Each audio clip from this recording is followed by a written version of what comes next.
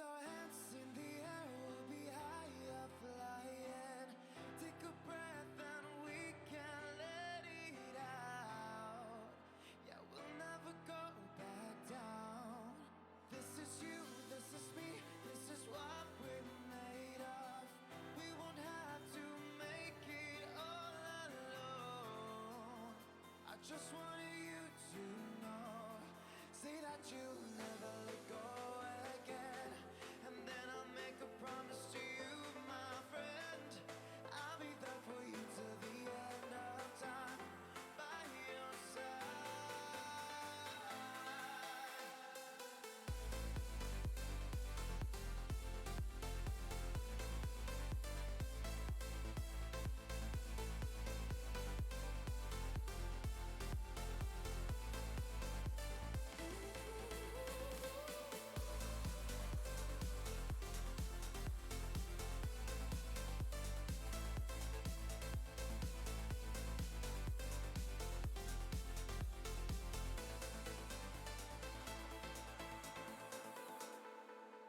Close your eyes, settle back, I'll be there to guide you. This is all it takes for us right now. I will make it through somehow. Without you, there's no me, only half a human. You are what I need to feel complete.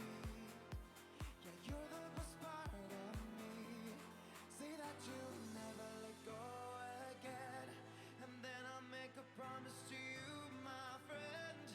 I'll be there for you till the end of time, by your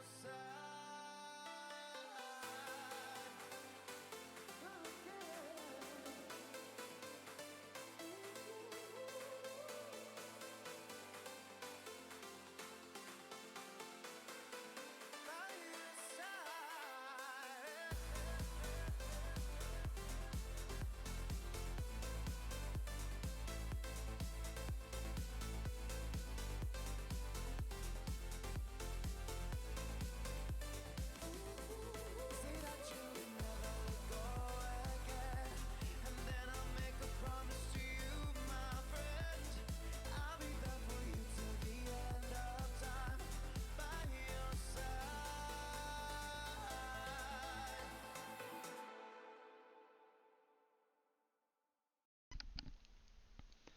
Welcome, one, welcome all. Good morning, good afternoon, good evening, good night. No matter where you are, what time zone you are, it's time for one thing, and that is some pro baseball experience sim league action here on Saturday, June the 26th. We got some good games for you tonight or today, wherever you are. We've got two primetime games. We got three major league games in addition to those primetime games. And before I get too far into looking at some of the games that we're playing, let me introduce myself first. I'm AJ. I am your host for tonight and streamer, and I am joined in the booth by a co-host who this is their first time streaming on one of these PBE streams.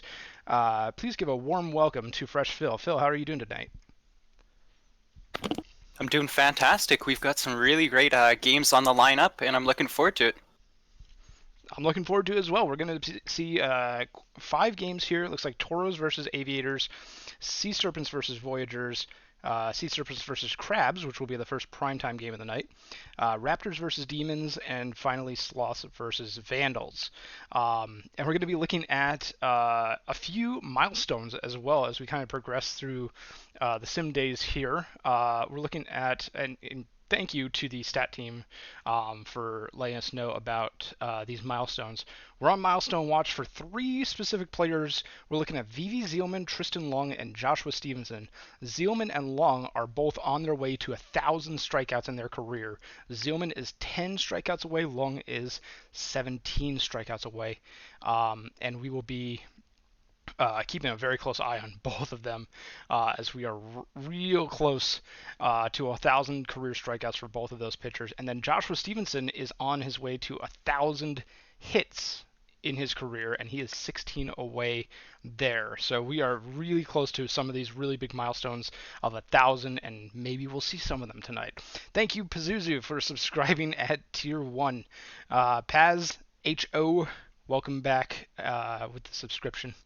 We're going to go ahead and reveal. Let's get rid of the starting soon screen here. There we go.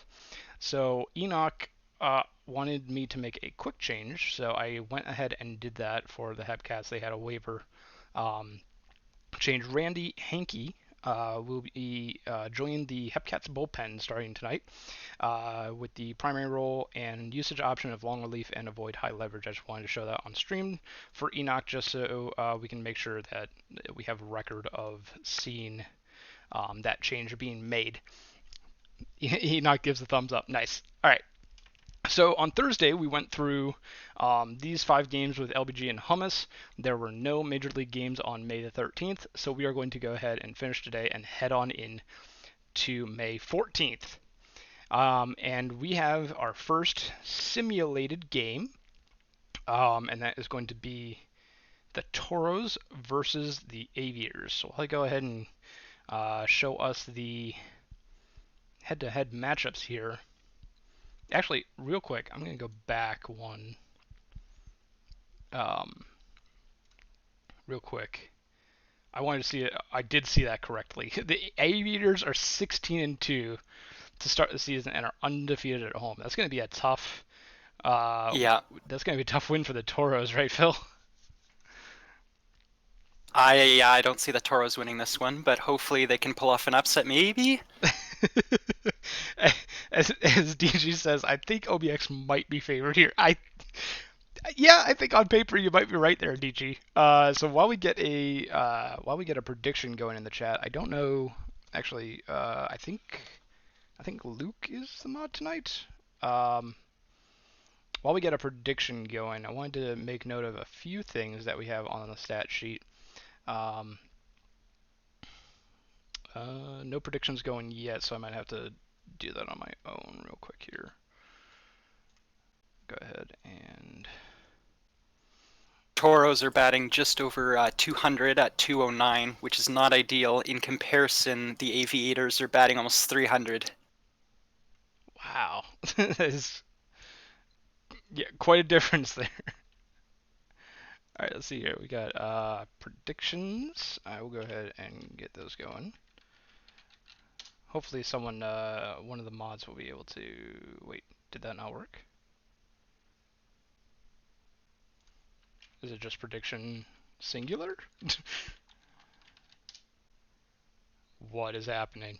This is not... Alright, that is weird. One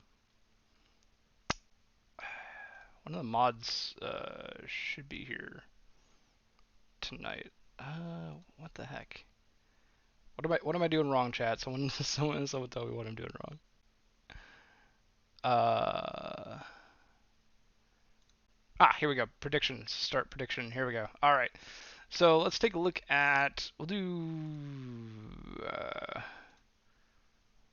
total. Total. What are we thinking? Oh, James has got it. Okay, cool. Thank you, James. All right. So while James is setting that up, looking at the head-to-heads here, you'll see that much like the records, the head-to-heads are favoring the Aviators pretty heavily here. You know, everyone in the lineup, as well as the pitcher, is favored for OBX over the Toros here. From a pitching perspective, especially, I think that the Aviators are looking really strong. Yeah, I would think so too. You got Bob Beaumont on the mound, who's got a 2.6 ERA and a 0.94 WHIP, as well as a pristine 4-0 win-loss record. And you got 3 batters that are just on fire in Dan Halen, Linus Riverboat, and Tex Walker. Hey, come back, Zach is rating with the Party of 2 Raiders. Thanks, Zach. How many total home runs is the prediction in the chat? Everyone get your predictions in while we are continuing to discuss these. And in contrast to Bob Beaumont, you have Callaway Flowers, who has not been having a great season so far. Very inflated 10-plus ERA and a 0-3 win-loss record. So in terms of pitching here, I think most people would favor Beaumont for certain. Um, but you do have some Toros that are hitting fairly well off of Beaumont. You're looking at like Dom Drozdov at the top of the order, hitting 310 over 29 at bats. Will Fisher 333 um, against Beaumont in 18 at bats. But I know you kind of already said your prediction here, Phil. But which team are you taking here? What do you think is going to be the winning team? Do you think it's going to be the Aviators for certain, or do you think the Toros are going to put up a bit of a fight here?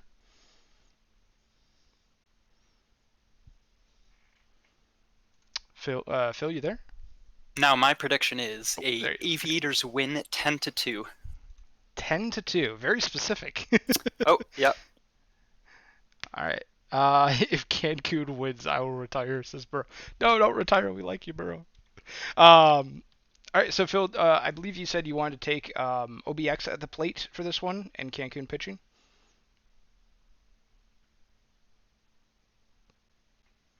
Yep. All right, cool. So that means I will lead us into game here with the Cancun Toros at the plate against OBX pitcher Bob Beaumont, who will be hoping to stymie this Toro lineup as we head on into game. Bob Beaumont on the mound, 4-0 as we mentioned, in 27.2 innings pitched. Hold up, I see an error right away. This happens every stream, and I forget about it every single time. I apologize. As Dom Drozdov goes down swinging, we're going to make that quick change here to make the player size 160. They are way too small. We're going to change that right now and get back into the action right off the bat. One down already with Drozdov striking out and Esposito striking out will be number 2 in the top of the first here. Steve Rogers, the third baseman, was going to ground out to the first baseman Klaus Bergencan, taking that himself as we head to the bottom of the first. A 1-2-3 inning for Beaumont, and the Aviators will look to add some run support here.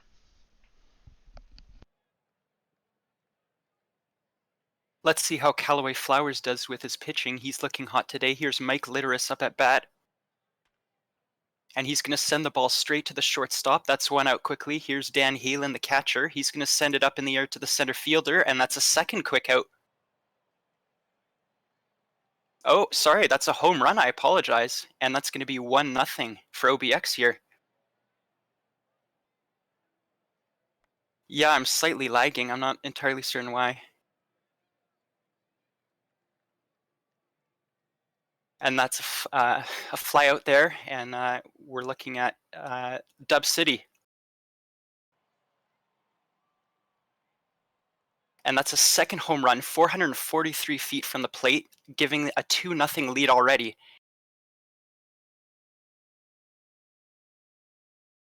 Here's Drakenberg. He's up at bat.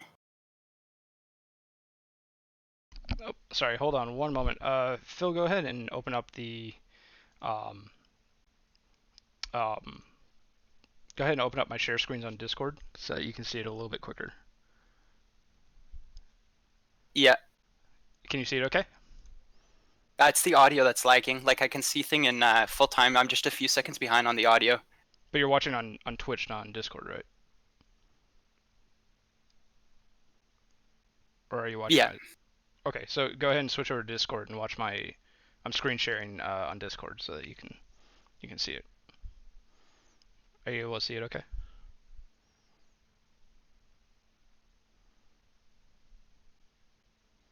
Good.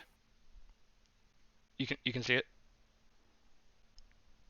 All right, we're all set here. We got Arno Drakenberg up at back. Callaway Flowers pitching to him. He's going to make weak contact to the pitcher, and that's the third out of the inning as Cancun goes back up to bat. All right, and we're going to see the top of the second with Peter LaFleur leading off against Bob Beaumont, and LaFleur's going to ground that to Bergencan, who will step on first and take it himself for out number 1. Ernie Whitt goes down on strikes, only hitting 141 so far in his rookie season, and that 141 will go down to 138 after that strikeout. Will Fisher is hitting pretty well, though, at 343, though that will go down as well as he grounds out to the second baseman. and that's going to be out number 3. Another 1-2-3 inning for Bob Beaumont, cruising through 2.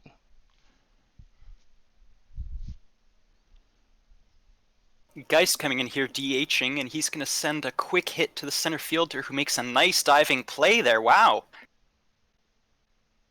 That's going to be a quick walk for Tyler Swift. He's going to get to first base, so that's one batter on base. Check swing, and the stolen base for Swift. He's to second, and he's going to third now. He makes 2 stolen bases quickly. Linus Riverboat with a line drive. He's going to get to first. That sends the run home. Oh, no, apologize. That was an out. Tex Walker to first. And that's going to end the inning as Tex Walker gets a ground out. And at the top of the third here, Caden Kalian is going to go down on strikes. 221 hitter, and that's going to fall as well, as Bob Beaumont racks up strikeout number 4. Wallaby Hickums will be coming up to bat shortly here. A bit of a delay in the game. I think this is an animations issue. And the game seems to be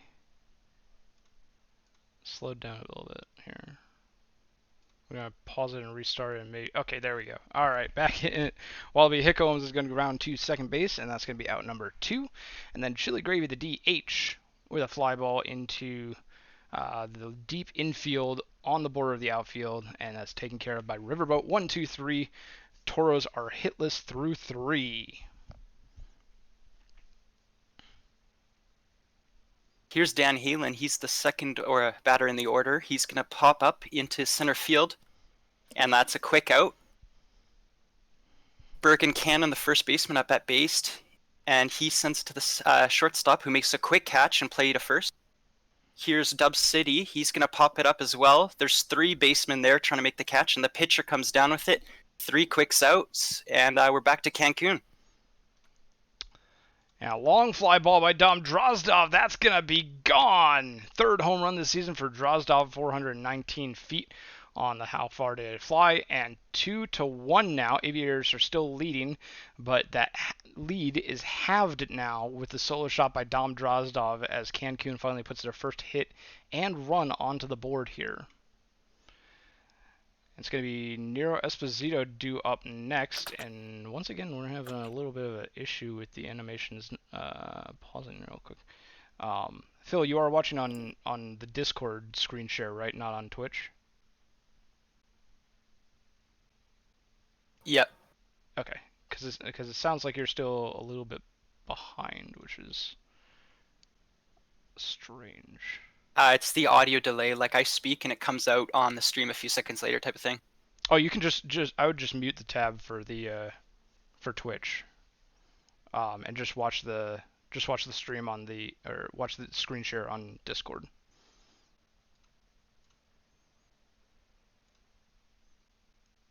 You're able to see my... Yeah. Okay. Yeah, that works better. Okay, cool. All right, so for some reason the animations are really freaking out. They're like pausing in between certain batters. Yeah, I'm not sure what's doing this. Esposito is going to fly out to right field. Litteris takes care of that one. And then Steve Rogers is going to ground out to the left side of the infield for out number 2. Long fly ball into center field, and that's going to get over the center fielder's head. LaFleur is going to be aboard with a double. Only Cancun's second hit of the ball game tonight after the solo shot by Dom Drozdov. And Ernie Witt is going to fly out to left. A amazing catch by Arno Drachenberg in left field, and that will leave a runner stranded as we head to the bottom of the 4th. My prediction is not looking too hot currently, but we'll see how it goes. Arno Drachenberg, he's up at bat. He's going to line drive down through the second baseman gap. He's to first. Here's Hunter Geist. He's had a hot season. He gets it to the third baseman, who throws to second, and that's a quick double play as the second baseman goes to first. Here's Tyler Swift. We have a quick third out as he pops out to the shortstop. Apologies.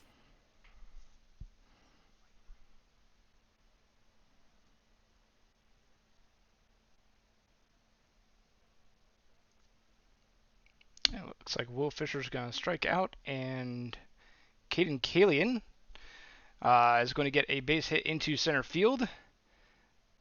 And then Wallaby Hickholmes will go down on strikes. So quick 2 outs here with a runner on first now for Chili Gravy, who's going to fly that into left field. Ranging all the way over to the foul line is Drachenberg, and he will make the catch.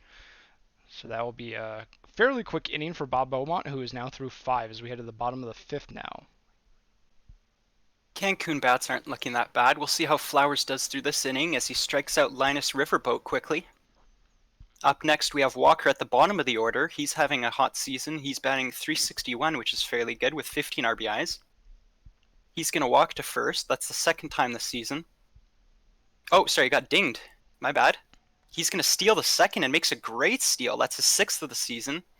Here's Mike Litteris at the top of the order. He's going to send the ball to the second baseman, who makes a quick play to first, and that's an out. Kalen, he's going to pop out to the left fielder with 2 outs, and that's going to be the 3rd out of the inning as the left fielder comes down with the catch. We're heading to the top of the 6th now. The Toros back up to bat, and Drozdov is going to pop fly out to the shortstop for out number 1. Nero Esposito grounds out to the third baseman for out number 2, and Steve Rogers up to bat against Beaumont. And that is going to be a catch in right field, played by Tex Walker, who ran all the way out into shallow right for out number 3. Still 2-1 Aviators as we head to the bottom of the 6th now. Flowers having him a much better game than I give him credit for. We'll see how he does this inning as Bergen Cannon goes to the second baseman with a ground out. City, the 4th up at bat, is coming. He's had a great season. He's going to ding a lot of ball to the center fielder, and that's going to be brought down, so he's out. There's Drachenberg, the left fielder. He's going to have a nice line drive down to the right fielder as he gets to second.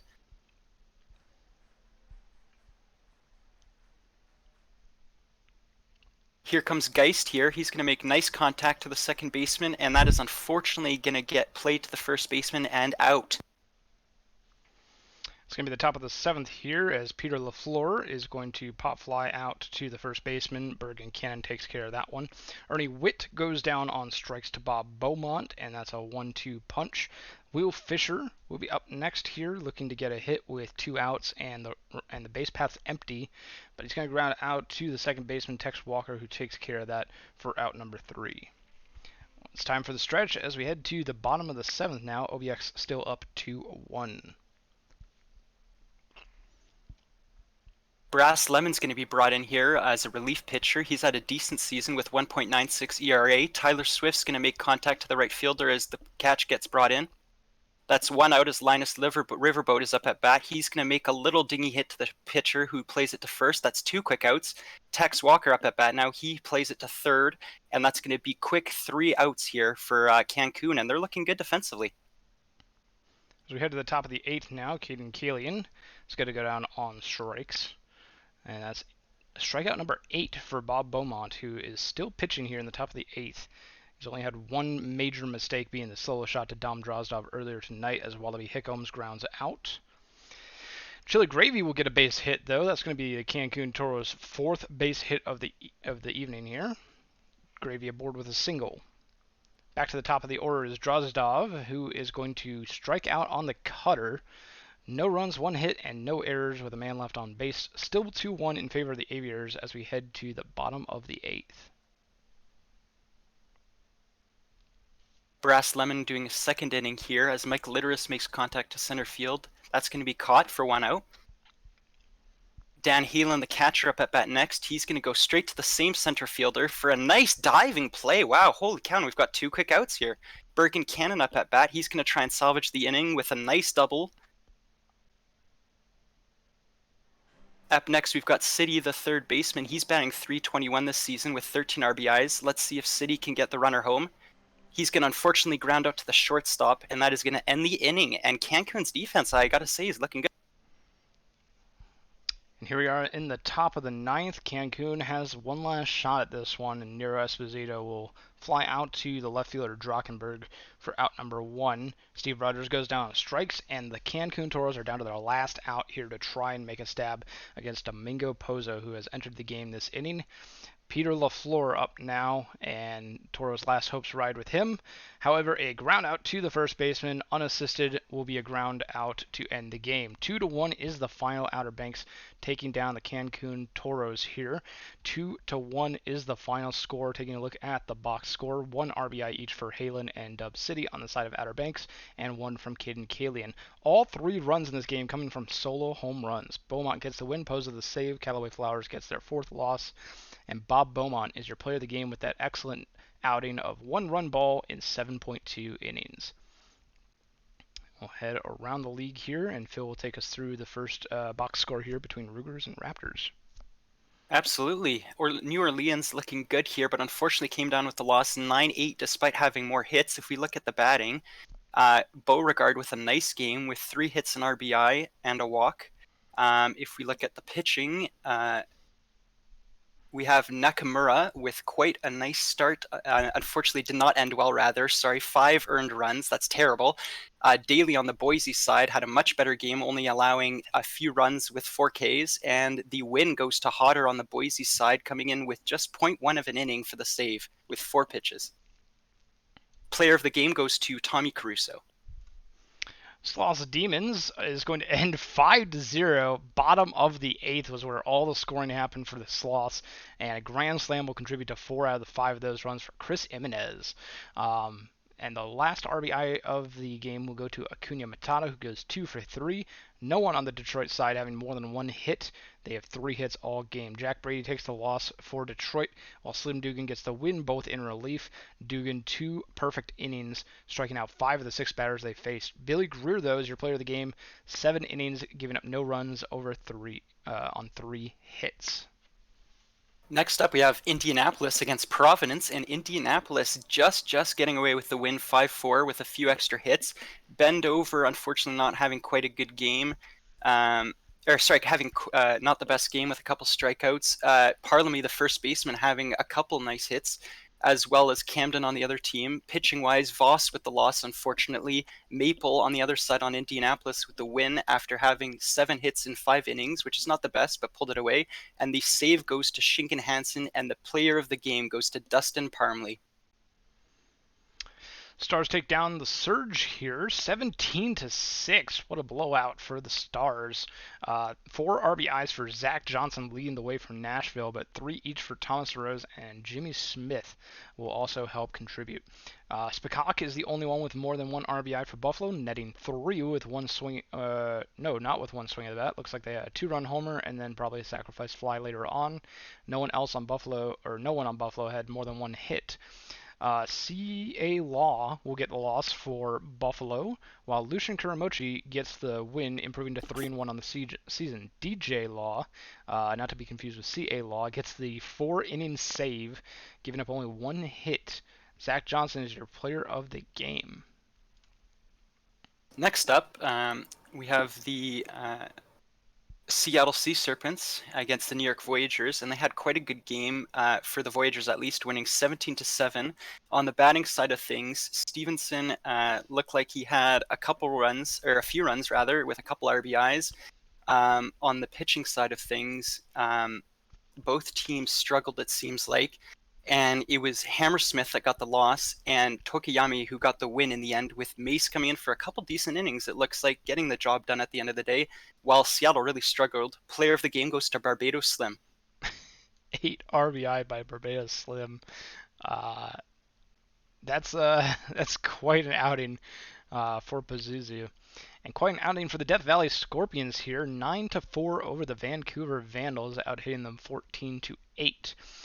Vancouver gets 2 hits from Magiacomo, McMuffin, and Daytona, while Death Valley gets 3 RBIs from Elliot Alderson and AA, as well as 4 for 5 day for Matthew Edwards, the third baseman.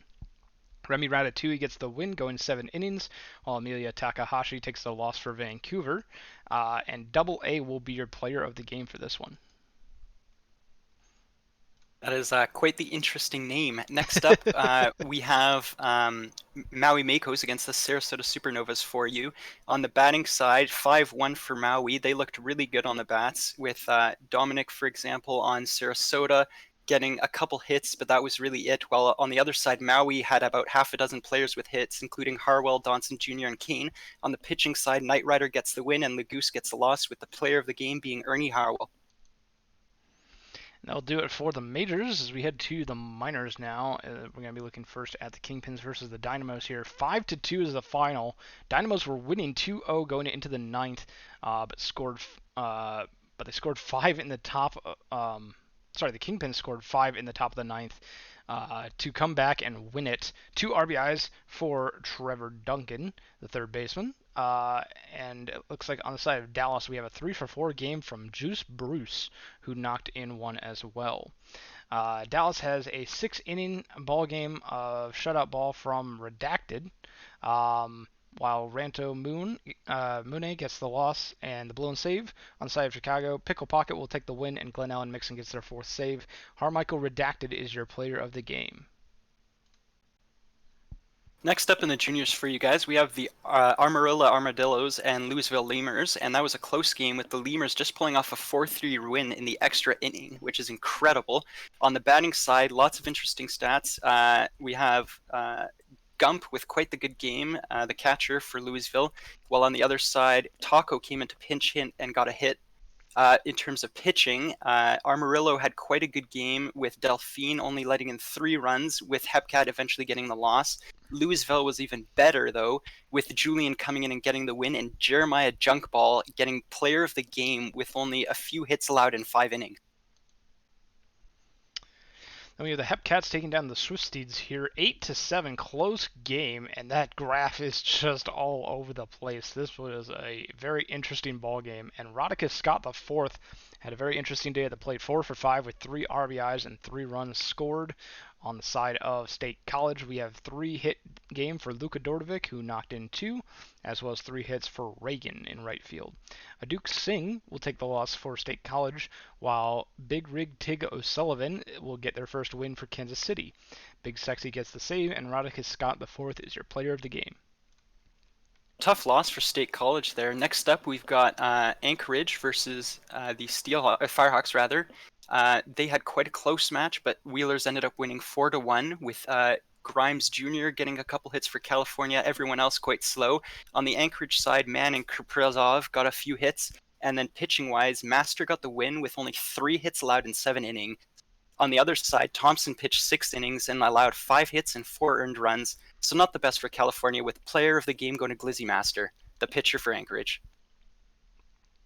And the last ball game of the day will go Kingston Mounties, taking the win 5-1 over the Bruce City Bears. 2 RBIs for Mazaris Ferenik on the side of Kingston. On the side of Bruce City, we have 2-hit games from both Werewolf and Stevie Steve, and their 1 RBI comes from Sender Klukas.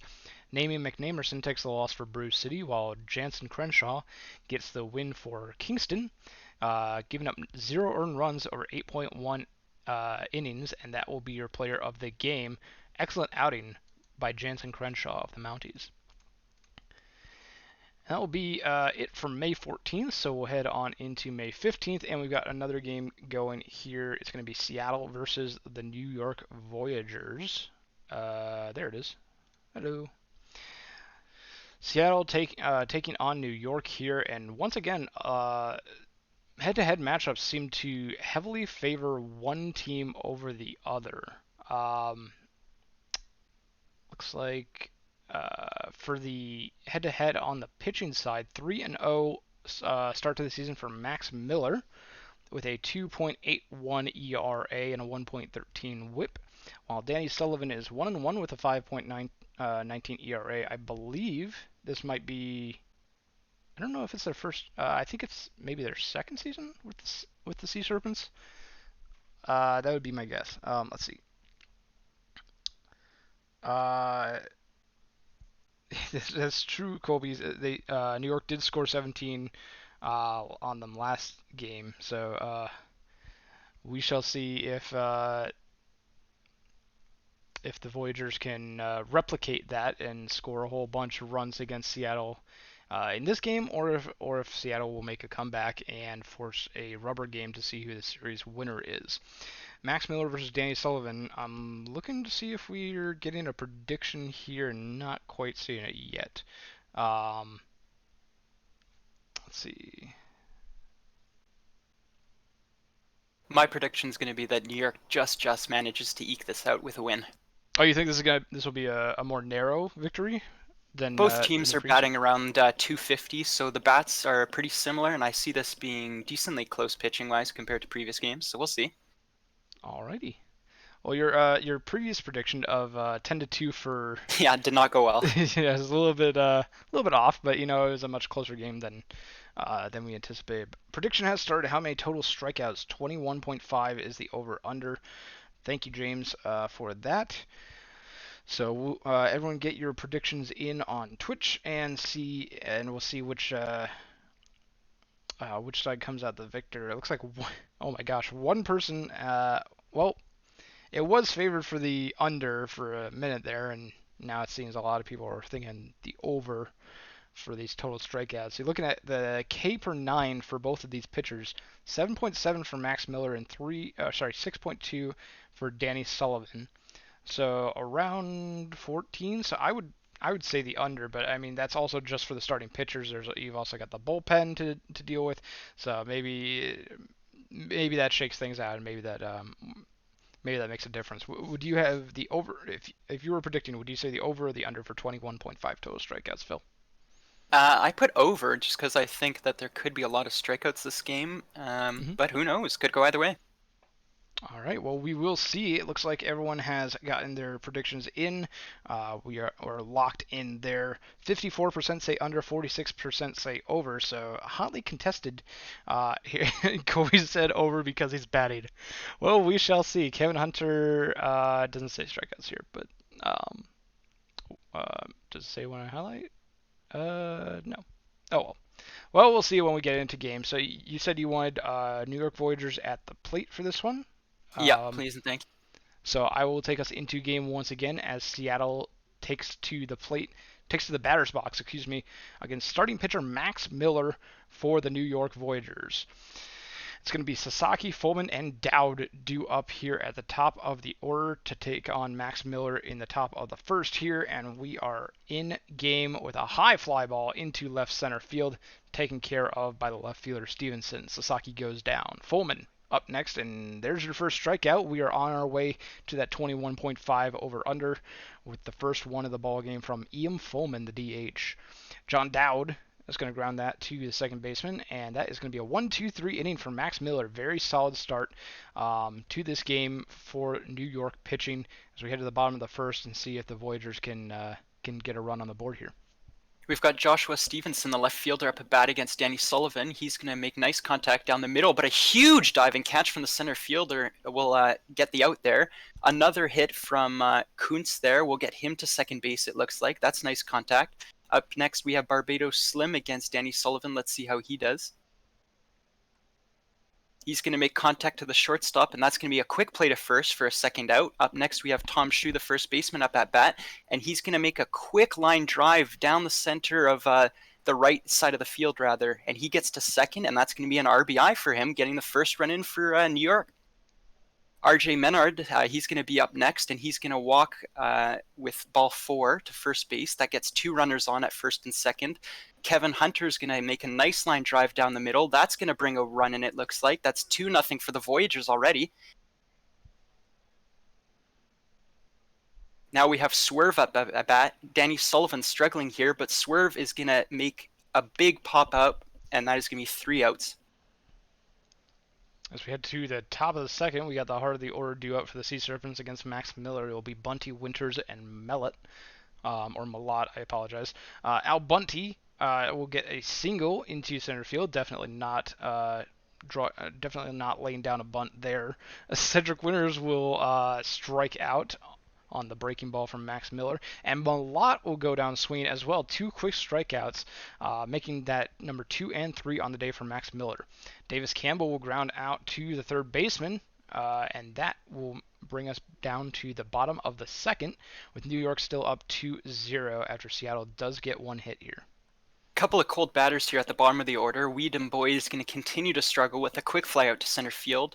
Pritzaloma, apologies for the pronunciation there, going to have a pop-up to the second baseman, so that's quick 2 outs there from the bottom of the order.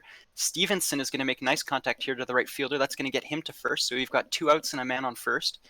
Rusty Kuntz, he's the DH coming in here, and he's going to make nice contact getting the runner to third with a nice hit there. Barbados Slim coming back up for his second at-bat. He's going to walk to first. Now it's bases loaded, and Danny Sullivan really struggling here. Tom Shue's going to get up at bat, and there is a missed ball. And oh my god, that is terrible for Seattle as the third run comes in for New York. Tom Shue going to continue his at bat here, and that's going to be another ball from Danny Sullivan getting bases loaded again. RJ Menard here is going to strike out, and that is going to thankfully end the inning for New York there. Wow.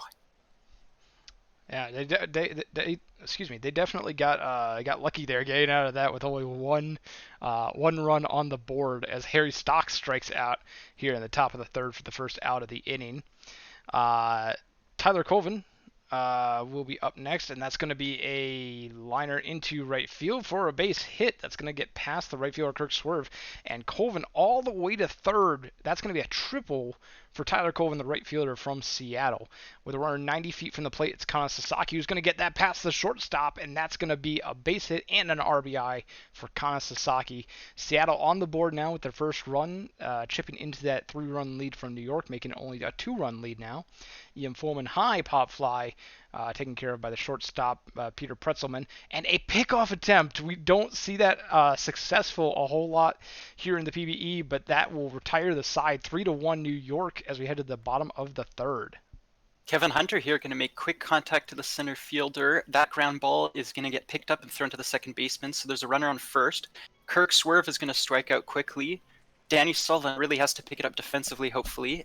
Dem Boys is going to pop out to the right fielder. That's 2 quick outs, so good for the Seattle here. Peter Pretzelman, he's going to get to first on a walk, so we've got 2 runners on base now as Joshua Stevenson, the left fielder, comes up at bat, and he's going to make a line drive, it looks like, to the left fielder. That gets a run home, so it's 4-1 Voyagers now. Up at bat now, we've got Rusty Kuntz, the DH. He's coming in for his next at bat, and it's going to pop up to the catcher, and there's going to be a slide and an out, and that is going to end the inning with 4 runs for New York. And we got Dowd, Bunty, and Winters coming up against Max Miller. Dowd is going to make contact, but it's going to be caught in left field by Stevenson. Al Bunty will follow suit with a fly out of his own. This one to center field. Kevin Hunter taking care of that one. Cedric Winters will fly out to center as well. So 3 flyouts. The overcrowd for the strikeouts won't be too happy about that one. As the Sea Serpents go down in order 1-2-3 against Max Miller, heading to the bottom of the fourth. Big bats coming in here, and Slim, Shue, and Menard, as Slim unfortunately pops it up. That's 1 quick out as Tom Shue comes up. He's had a decent game. He's going to pop it up to the right fielder, it looks like. Oh, and no, it goes out of the stadium. So that's a quick another run for a 5-1 lead for New York. They are looking stunning on the batting side. Menard's up next, and he's batting .329 as well. So it's just good at bat after at bat here. Eric Leclerc is going to come into the game as I think that was the best decision with the struggles that were going on pitching-wise. Menard gets to first. It's up to Hunter now to try and save the inning, but he double plays it to the shortstop, unfortunately. It's going to be Malott, Campbell, and Stocks due up here in the top of the fifth now for Seattle against Max Miller, who is still pitching in the ballgame. And a high fly ball into right field won't quite make it to the warning track, but it will be caught by the right fielder Swerve. And Davis Campbell is going to go long, 391 feet from home plate. Seattle's still behind, but they're making a little bit of a stab at it here. 5-2 now is the score off the solo shot of Davis Campbell, the shortstop. Harry Stocks now up is going to ground out to the shortstop Pretzelman, and it's going to be Tyler Colvin, who tripled earlier in the ballgame. And a diving stop by the left fielder Stevenson is going to prevent him from getting aboard. 5-2 as the Sea Serpents add 1 run to their total as we head to the bottom of the fifth. Kirk Swerve going to get out at first base after a weak hit. Now we have Dem Boys coming up. He's had a weak season so far, but he's going to hit a nice home run, and that is out of there. 6-2 lead for the Voyagers, 11 hits to 4.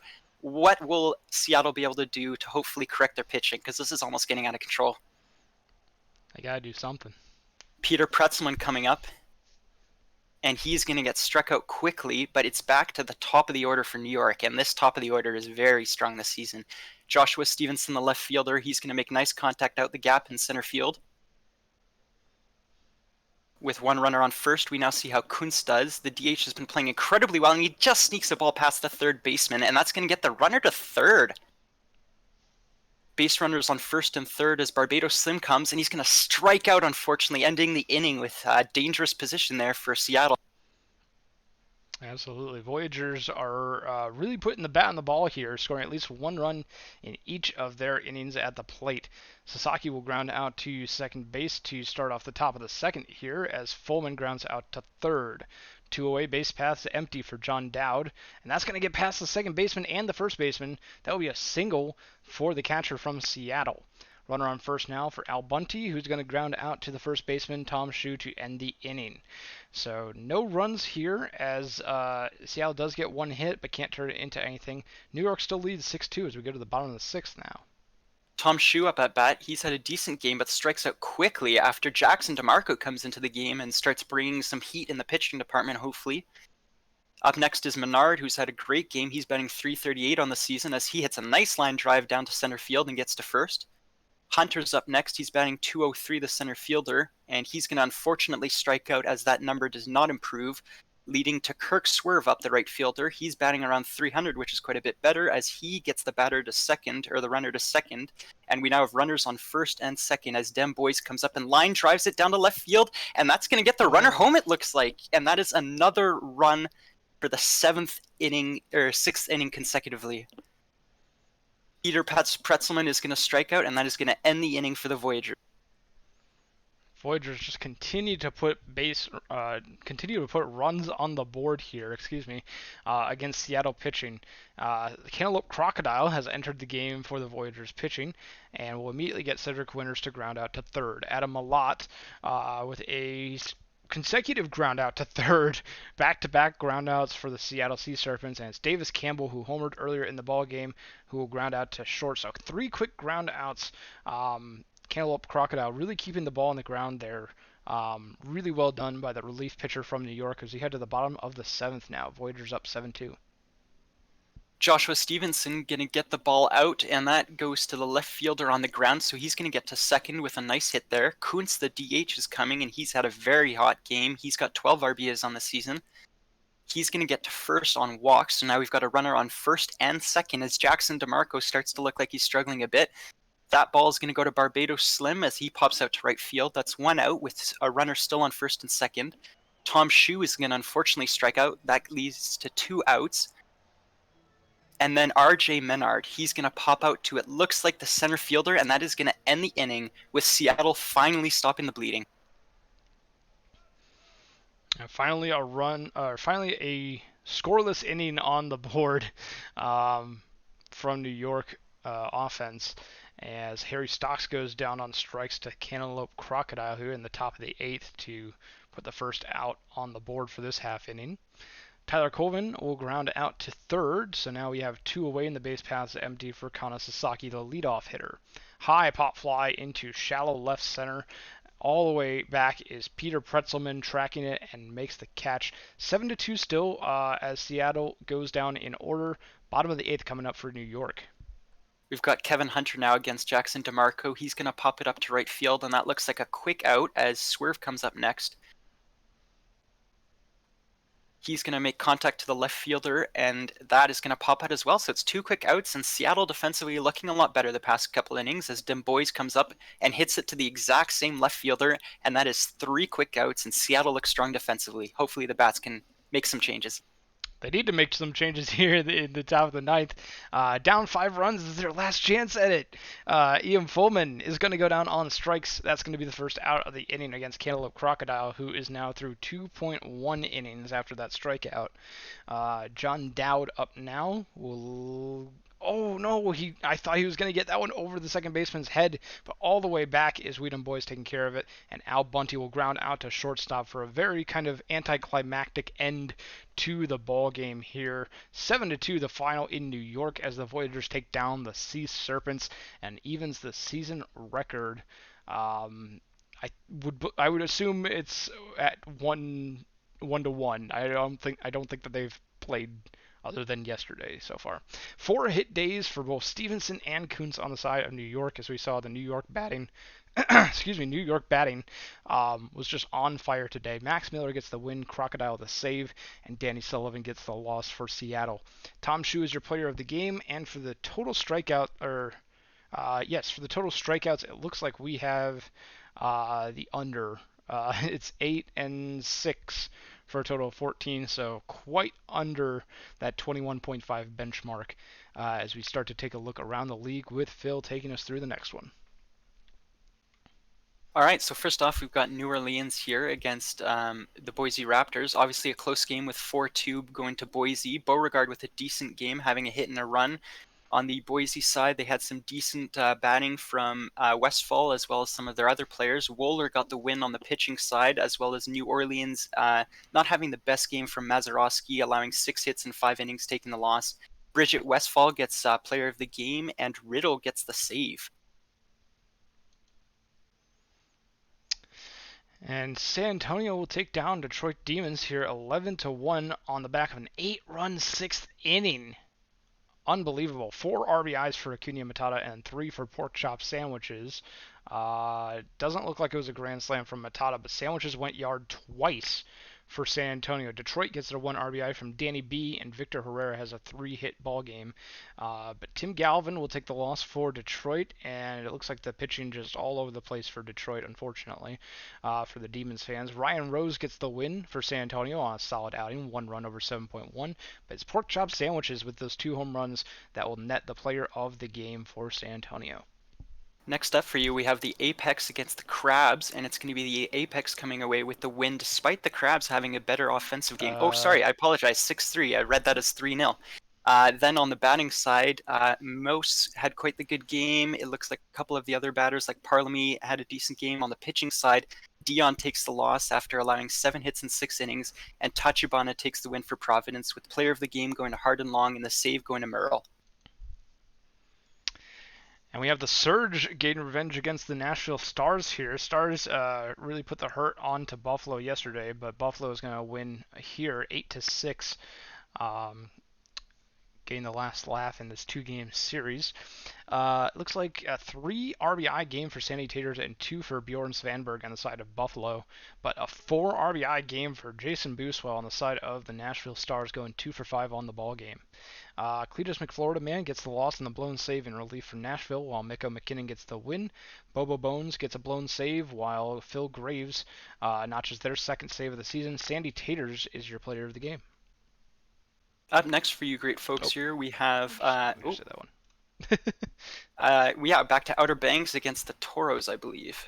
Yep. And that was quite the close game with a 4-2 score, with Mike Litteris getting a nice hit, as well as how do you even pronounce that name? Bergen Cannon, right? Yeah, that's it. On the pitching side, Funk gets the win, allowing only 2 runs in 6 innings. Benson unfortunately gets the loss, and Funk will take player of the game, with McDonald taking his 3rd save. And Funk played 8 innings. That is hugely impressive. Yeah, 8.1 innings. What a great start by Ray's Funk. And I was keeping an eye on this one in the out-of-town scoreboard as my Vandals get a win here against Death Valley, tying up their 2-game series here. 10-3 is the final as the Vandals bats wake up. And Willie Colon against his former team, 3 for 4 ball game with 5 RBIs and 3 runs across the plate. Death Valley will get 2 hits from Matthew Edwards and 3 RBIs scattered throughout the lineup. Stephanie Morgan will take their 4th loss on the season for the Scorpions, while Pat Rogers gets their 2nd win for the Vandals. Grimace McDonald gets a 4-inning save, and Willie Colon is the player of the game against their former team. Really good game for Vancouver there. Last up, we've got the Supernovas against Maui, and close game as well, with a 1-0 win there for the Supernovas. On the batting side of things, quite a diverse bunch of hits from Sarasota, with a couple coming from Bogesu and Crashwagon chiming in as well. Bentley played a 9-inning game, allowing only 2 hits, which is shockingly impressive, and he takes player of the game with Baldelli on Maui's side getting the loss. Wait, is this Ernie? Wait, Harwell was ejected. Harwell was ejected in the 5th inning for arguing a strike call. Oh, no way. It's funny. We head down to the minors now to take a look at their scores for the day. Bruce City will take down the Kingston Mounties here 5-0, out hitting them 9-6. On the side of Kingston, 2-hit day for Bark Bark Woof Ruff. On the side of Bruce City Bears, 3 RBIs, but one coming, but two of the 3 coming on 2-hit days from Jimmy Olsen and Janice Lux. Tripped over my words there, but I got there eventually. Hunter Havoc will get the win for Bruce City, going 8.1 innings of shutout ball, and Shoto Todoroki will take the loss for Kingston, falling to 0-4 on the season. Hunter Havoc, though, is your player of the game. Excellent outing from the Bruce City Bears starting pitcher.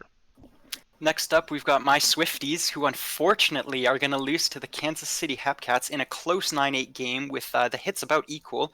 Cruz and Slokening getting a couple hits in there. That's a good game from them. On the State College side, both Love and Blamo getting a couple hits and trying to get the game a bit closer, as does Dude. In regards to pitching, both teams had not the best of games, with the eventuality being Turbo getting the win, and Sylvia unfortunately taking the loss, which is myself with Kosar not able to take the save, and Chipper Slokening gets player of the game. And the Lemurs take down the Dillos here 6-3, out hitting them 13-7. There we go. 4 RBIs for Lump O'Sullivan on a 3-for-4 ball game for the Lemurs. Those are player of the game numbers. We'll see if I'm correct there. Thurgood Sassafras, though, had a great game too. 3-for-4, scoring 3 times. And the Dillos have 2-hit games from Okamoto and McGee, each of them knocking in a run. Jim Daw Egg takes their 4th loss of the season for Amarillo. That is a very interesting face, Jen. I don't think I've seen that one yet. Armando Velasquez will get their 4th win, giving up only 3 runs over 6 innings, a quality start. Triplet and Crack gets holds, and Price gets their 2nd save, while Lump O'Sullivan is indeed your player of the game. Last but certainly not least, we've got the Kingpins against the Dallas Dynamos. That's not last, I don't believe. And they won 12-2 in a huge smash. Justice getting a few hits, whole bunch of players getting a few hits. Ham, Gray, Duncan there, McCoy, all having really great games. Fielder had a decent game on the Dallas side. In terms of bats. On the pitching front, Lemonade takes the win, allowing 7 hits in 6 innings, and Gene Belcher unfortunately gets his 4th loss of the season, with player of the game going to Atlas Gray. And then the last ball game of the day will be California Firehawks over the Wheelers 3-2, out hitting them 10-8. The 2 RBIs from California come 1 each from Barker and Rembeverwinkle, while Anchorage also gets only 2 RBIs from Funny Man and Josh Sanders. Taylor will take the loss for Anchorage. Brian Taylor going 7.1 innings, giving up 3 runs. Actually, not a bad start from Taylor, but got outdueled by the California pitching. Wade Silliams, 5.2 innings, improves to 5-0 on the season for the Firehawks. Echo Dot gets the hold, and Thaddeus Branson gets their 4th save, while Wade Silliams, future Vandal, is your player of the game. And that will do it for the 15th of May, so we'll go ahead and head on into the 16th, and we have our first primetime game of the day. We're going to take another look at Seattle, and they're going to be at home this time against the Providence Crabs. So as we get a prediction going in the chat here, hopefully my name is James is still around for that. But as we're looking at the lineups here, Providence is actually seemingly favored over Seattle, except for in the 8th slot. It looks like Stocks has slight advantage over a cardboard cutout of Derek Jeter. And just looking at the lineups here, Phil, what do you think about these two teams matching up here? I think Providence looks really strong, especially from the pitching front. Batting should be about equal, I'd say, but I think Providence will take it maybe, we'll say 6-4. But my predictions have been way off so far, so who knows? Well, we shall see. Looking at the big picture here, Providence, at the time of these stats being written, were tied for 2nd in the Legends East with the New York Voyagers. a Providence team that was very active in the market this offseason, acquiring Bobby Daring, Hardin Long, Charlie Law Jr., and Jagger Philly fan, among others, while also maintaining their young core. Seattle is second in the Champions West, showing signs of improvement after their first 2 seasons, despite losing Miles Ahead, Grant Iridian, and Steve Izzo to retirement. Both teams are looking to make playoffs. Seattle for the first time in their short history. Providence looking to end a 5-season playoff and a 6-season World Series victory drought. And it looks like the predictions are going. Who's going to win, Crabs or Serpents? We shall see between these two what the chat thinks. And which team did you say? I apologize. You said I said Crabs, but I think it'll Crabs? be pretty close. Yeah, Crabs look like they're currently heavily favored yeah. in the chat. I think that is probably a pretty safe bet.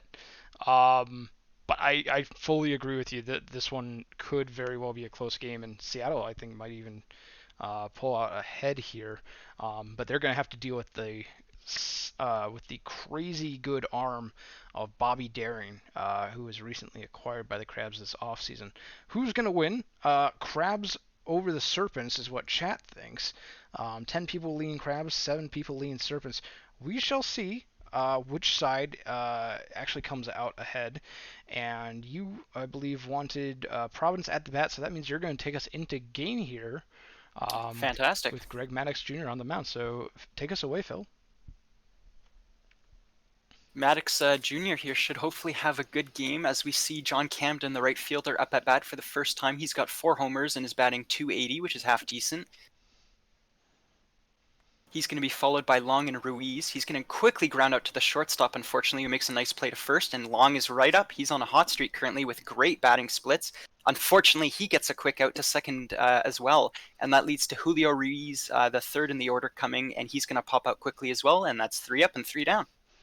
Parm with the 5 gifted subs as we head to the bottom of the first. Thank you very much, Parm, for gifting to S. Buns, Funny Man, Luke, Rocket Puppy, Master Sheep, and Ronco.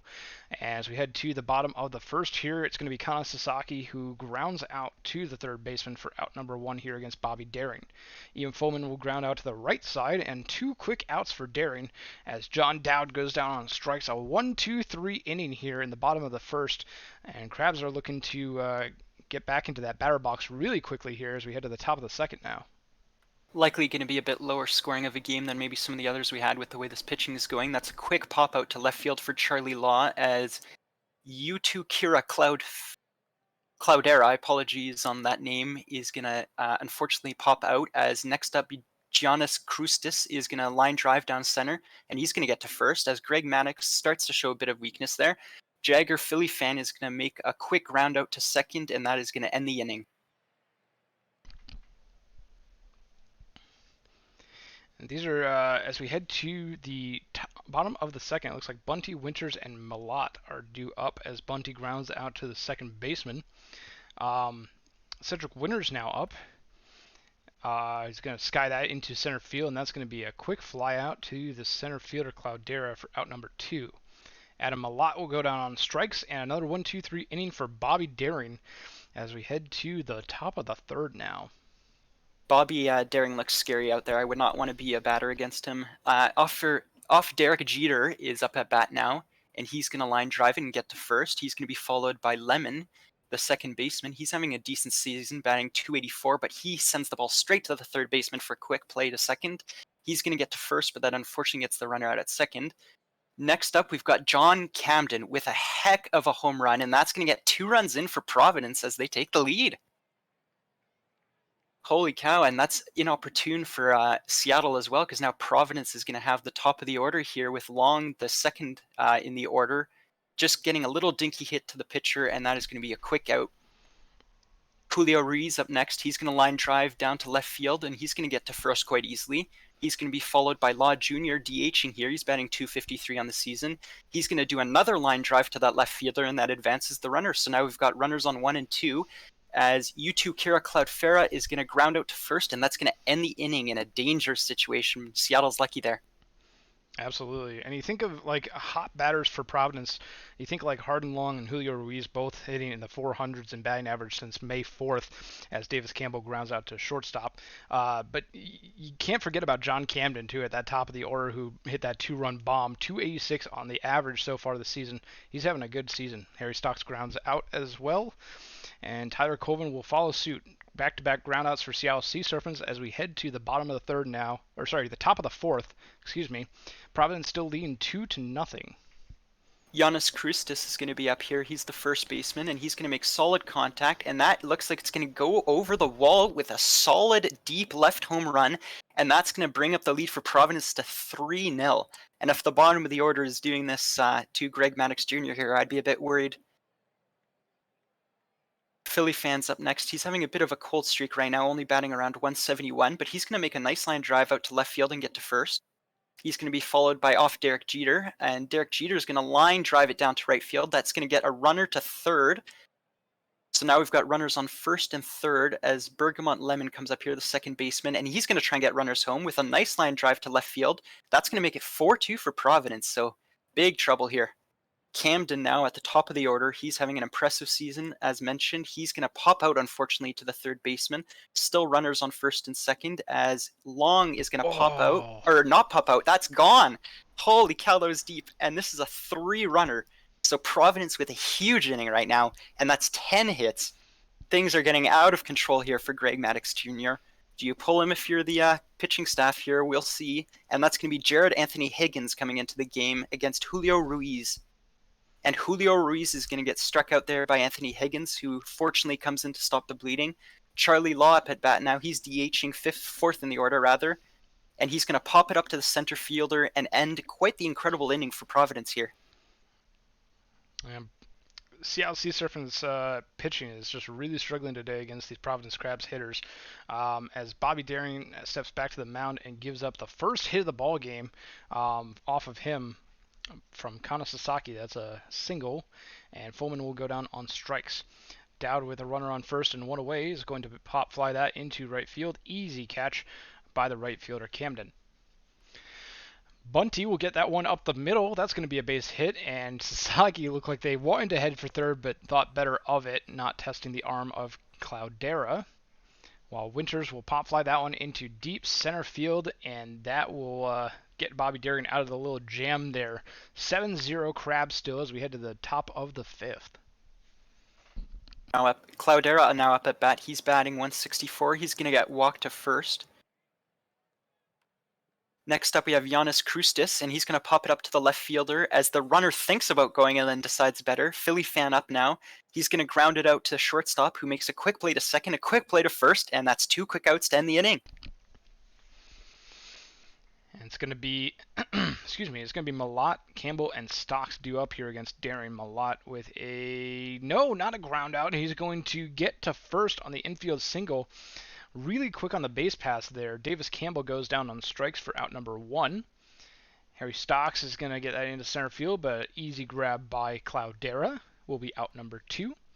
Tyler Colvin grounds that to short, and the shortstop will hold on to it. Jagger Philly fan, unable to get that to first in time, is just going to hold on to it. However, Sasaki will ground out to third to end the inning. So the Sea Serpents do get a couple of runners on board against Daring, but nothing across. Still 7-0 Crabs as we head to the top of the 6th now. We've got off Derek Jeter here. He's going to unfortunately ground out to first as Bergamot Lemon, the second baseman, is now up. He's had an okay game. He's going to ground out as well, though, with a nice play to first from the shortstop. Top of the order now for Providence as Camden comes. He makes solid contact, and it's going to land right in front of the right baseman as he gets to first. Long coming, and he's been hot all game. The catcher's playing incredibly well. He's going to make really, really strong contact. That looks like it's gone, and oh my god, a third home run for Providence. This is getting out of control, and Long is continuing one of the hottest streaks currently going on in the PBE. Next up, we've got Ruiz coming in for Providence. Straight gas homie is going to come in for pitching because obviously Seattle needed to make a change there. He's going to quickly strike out Julio Ruiz, and that is going to end the inning. We head to the bottom of the 6th now with Seattle due up Fulman, Dowd, and Bunty against Bobby Darin, and that is a long drive into center field for Ian Fulman, a no-doubter solo shot, 445 feet. Seattle finally on the board here with their first run in the bottom of the 6th, but they have a large hill to climb, almost a mountain of 9 runs, and now they've just put their first run on the board into that 9-run lead that Providence has. Dowd goes down on strikes, putting his season strikeout count at 20. And Al Bunty will get a base hit. That one's going to get down into center field as a bloop single. Cedric Winters, that Philly fan can't get it out of the glove in time. They're going to rule that as an infield single. I thought that might have been ruled as an error. Jagger Philly fan, one of the best defensive players in the game, but not ruled as an error. Malott will fly out into right center, and Davis Campbell will get a base hit. So Seattle putting another run on the board here in the bottom of the 6th is now 9-2. Seattle starting to make a little bit of a comeback here against Bobby Darin, but Harry Stocks does strike out and leave 2 runners on base. Sea Serpents trim that lead down a little bit, but it is 9-2 here, heading to the top of the 7th. Charlie Law Jr. is going to quickly strike out to Straight Gas Homie, who's having a pretty good start to his game. Next up is Cloudera, who's going to walk to first. Next up, we've got Giannis Krustis, and he's going to make solid contact, but that's going to get pulled down by the left fielder, meaning we still have a runner on first. Jagger Philly fan, one of the better defensive players, is going to walk to first. He's having a good game, actually, although not batting the best at around 190. Next up, we've got off Derek Jeter, who's also batting similarly. He's going to do a walk as well, so now we've got bases loaded. Unfortunately, Bergamot Lemon makes weak contact, and that's going to end the inning with a quick out, but dangerous situation again there. And Seattle Sea Serpents need to get something going on the pitching to make sure that the Providence bats get shut down as they try to mount a comeback here. Colvin grounds out, and Sasaki will fly out to center for a quick 2 outs to the inning. Darin still on the mound and will face off against Ian Fulman, who homered earlier in the ball game. In this case, he will take the single. He take the single over the out anytime. And John Dowd, high fly ball into center field, though that's going to be caught just shy of the warning track. And Seattle 7th is over here as we head to the top of the 8th now. Providence looking to add to their 9-2 lead. It's going to be top of the order here for Providence as Camden comes up at bat. He's going to be quickly walked by Straight Gas Homie, who's now had a few walks here, so that's a bit worrying. Next up, Scoochie Dart's going to come in for pitching on the Seattle side, and Hardin Long is going to quickly ground out for a double play, unfortunately. Scoochie Dart pitches well to Julio Ruiz, and he grounds out as well, and that's 3 quick outs, so Scoochie Dart really getting things done here for Seattle. I'm impressed. Yeah, this is one of the better Seattle pitchers we've seen today. And Ruth Heater Ginsburg will enter the game for Providence. Bobby Darin's day is done.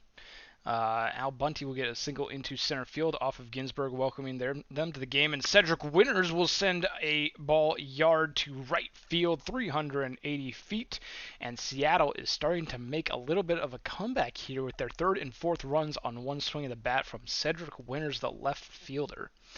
9-4 is the score. Adam Malott with a base hit into center field. And still no outs this inning as Ginsburg is starting to struggle a little bit. Davis Campbell will be the first out of this inning, a fly out to center field. Cloudera taking care of it. Harry Stocks goes down on strikes. That will be the first strikeout of the day for Ginsburg. And Tyler Colvin will fly out into left field, but not before Seattle puts 2 more runs on the board. They will have one more shot at it in the bottom of the 9th, but they want to make sure that they limit as many runs from the Providence Crabs as possible here. Scoochie Dart coming back into the game for another inning with Charlie Law Jr. walking to first. That gets a nice runner on there as Cloudera unfortunately strikes out. And we're at the second half of the order here where Providence is maybe a bit weaker. Giannis Krustis comes up and he strikes out as well. So unfortunately 2 quick strikeouts here. Philly fan is going to come out. Let's see if he can get anything done to advance the runner on first. And he is going to make a big hit into center field, and that's going to pop up, unfortunately, and that's going to end the inning. Bottom of the 9th, last shot for Seattle. They need to score 5 runs to tie it here in the bottom of the 9th. Kana Sasaki will lead them off well with a single down the right field line. No, that's going to be a double as Sasaki stretches it out. Unbelievable. Kana Sasaki Somehow beats that out to second. Ian Fullman with a base hit into right field. Sasaki started to go home, but thought better of it. John Dow with runners at the corners will strike out on the circle change. Ginsburg with their second strikeout of the ball game. And now it's Al Bunty who's going to face down Danny Nguyen, who enters the ball game here. And Jagger Philly fan stops the ball from getting into the outfield, but will hold onto an RBI single for Al Bunty. And now it's 9-5. Cedric Winters goes down and strikes Seattle down to their last out. Here it's Adam Malott. He can put him in.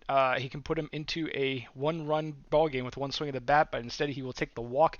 Davis Campbell at the plate, bases loaded, base hit into right field. That's going to be one RBI, making it 9-6. 3-run ball game. Harry Stocks now off the bat with 2 away, and the bases loaded. And he will take a walk off of Nguyen. That's going to be another run, 2-run ball game.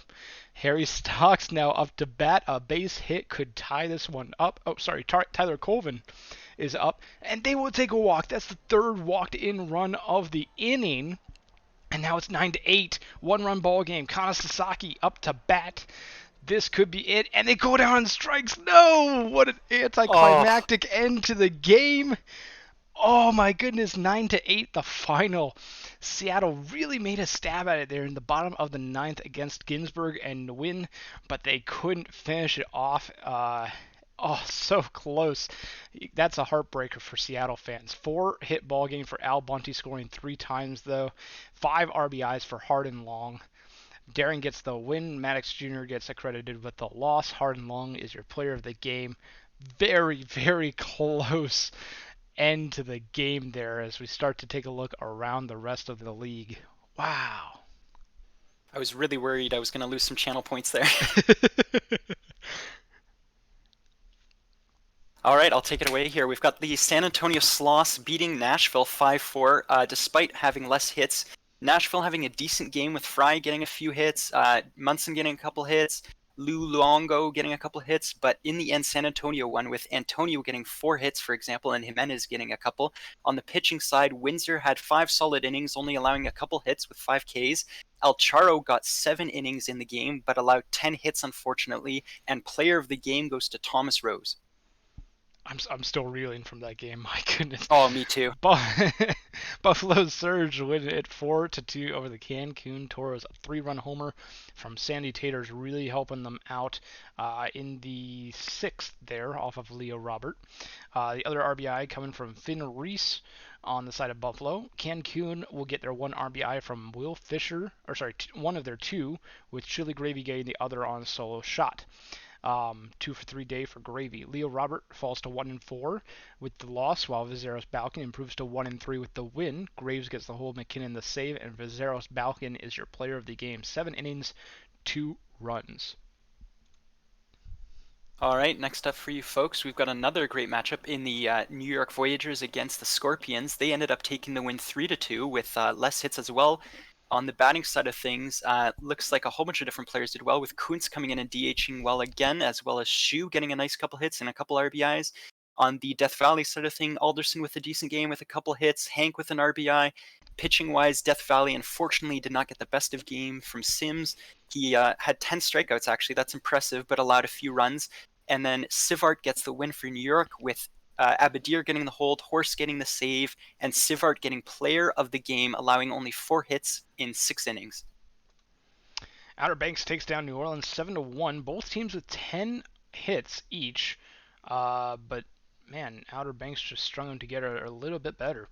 3 RBIs for Tex Walker at the bottom of the Aviators lineup. I feel like I say this every time. Bring Walker up in the lineup, man. 2 for 3 day, 362 on the season. They are hitting really well. New Orleans gets 1 RBI from Paulo DeStefano Jr. Aidan McDougal takes the loss for New Orleans, giving up 5 runs over 6 innings. Walker Cato, excellent outing on the mound, 1 run over 7.1. And Tex Walker is your player of the game. Outer Banks, I'll give it to them, has some impressive hitters as we go on to the Vandals game against Supernovas, rather. That was a close 6-0 win for the Supernovas, as they ended up doing decently on the hitting side of thing. Bogesu had 3 hits, for example. Afart had a RBI, and Urquides Garcia ends up taking the 9-inning win, allowing only 2 hits and takes player of the game, as on Vancouver's side, unfortunately, Johnson did not get the job done, allowing 6 runs in the first couple innings. I'm retiring my player. He's junk. Boise Raptors taking down the Detroit Demons here. 2-1 is the final. Raptors Demons is going to be the game that we're taking a look at tomorrow as well. 1 RBI from Ben Stackenpaper on the side of Detroit, 2 for 4 game. Boise Raptors will get 1 RBI from Petra Sabor on the solo shot. And taking a look at the pitching, Lucas gets the win while Paul gets the save. Mitchell takes the loss for Detroit despite an excellent outing on the mound. And Andrew Lucas will be your player of the game, just outdueling Molly Mitchell in this one. Next up for you folks, we have Maui against the Apex, and it looks like they were able to just get the, they got the loss 8-2 rather. On the batting side, a bunch of diversity coming out from Indianapolis, while Khan was really the only Maui batter making hits. Tsunami with a decent game, Swift with a decent game, Eyes DHing, coming in and doing a good job. Dangley gets the win, allowing only 4 hits in 8 innings for Indianapolis, with Evans unfortunately getting the loss with not the best of 5 innings, allowing 8 runs. Player of the game goes to Doug Dangley. That's a fantastic name. It absolutely is. And we head to the minor leagues now to see that there is no games to be played on May the 16th, and we head on into May the 17th. And as I mentioned previously, we're taking a look at Boise and Detroit with Vivi Zielman on the mound versus Ricky Vaughn. And this just happens to be a coincidence, since Vivi Zielman is one of the 3 pitchers that we're taking a look at for these milestone watches. Let's see if we can get a prediction going in the chat real quick here while I take a look at Vivi Zielman's strikeouts. Career, maybe not. Pitching stats, here we go. Career, 990 on the career. So they are 10, they're still 10 away, so they did they not pitch yet? Yeah, no, they haven't pitched yet. So 10 strikeouts to 1,000 on the milestone tracker for Vivi Zielman. Getting very close. Don't know if they'll be able to do it in this one, so it might be next stream, but they could put on a masterful performance against Detroit, so we will be taking a look at that as we look at these head-to-head matchups. It looks like 3 Boise Raptors have the advantage over the Demons. At the top of the order, Westfall, Sabor, and Blonde, while the rest of the lineup is all Demons with a tie at the pitching. Zielman and Ricky Vaughn.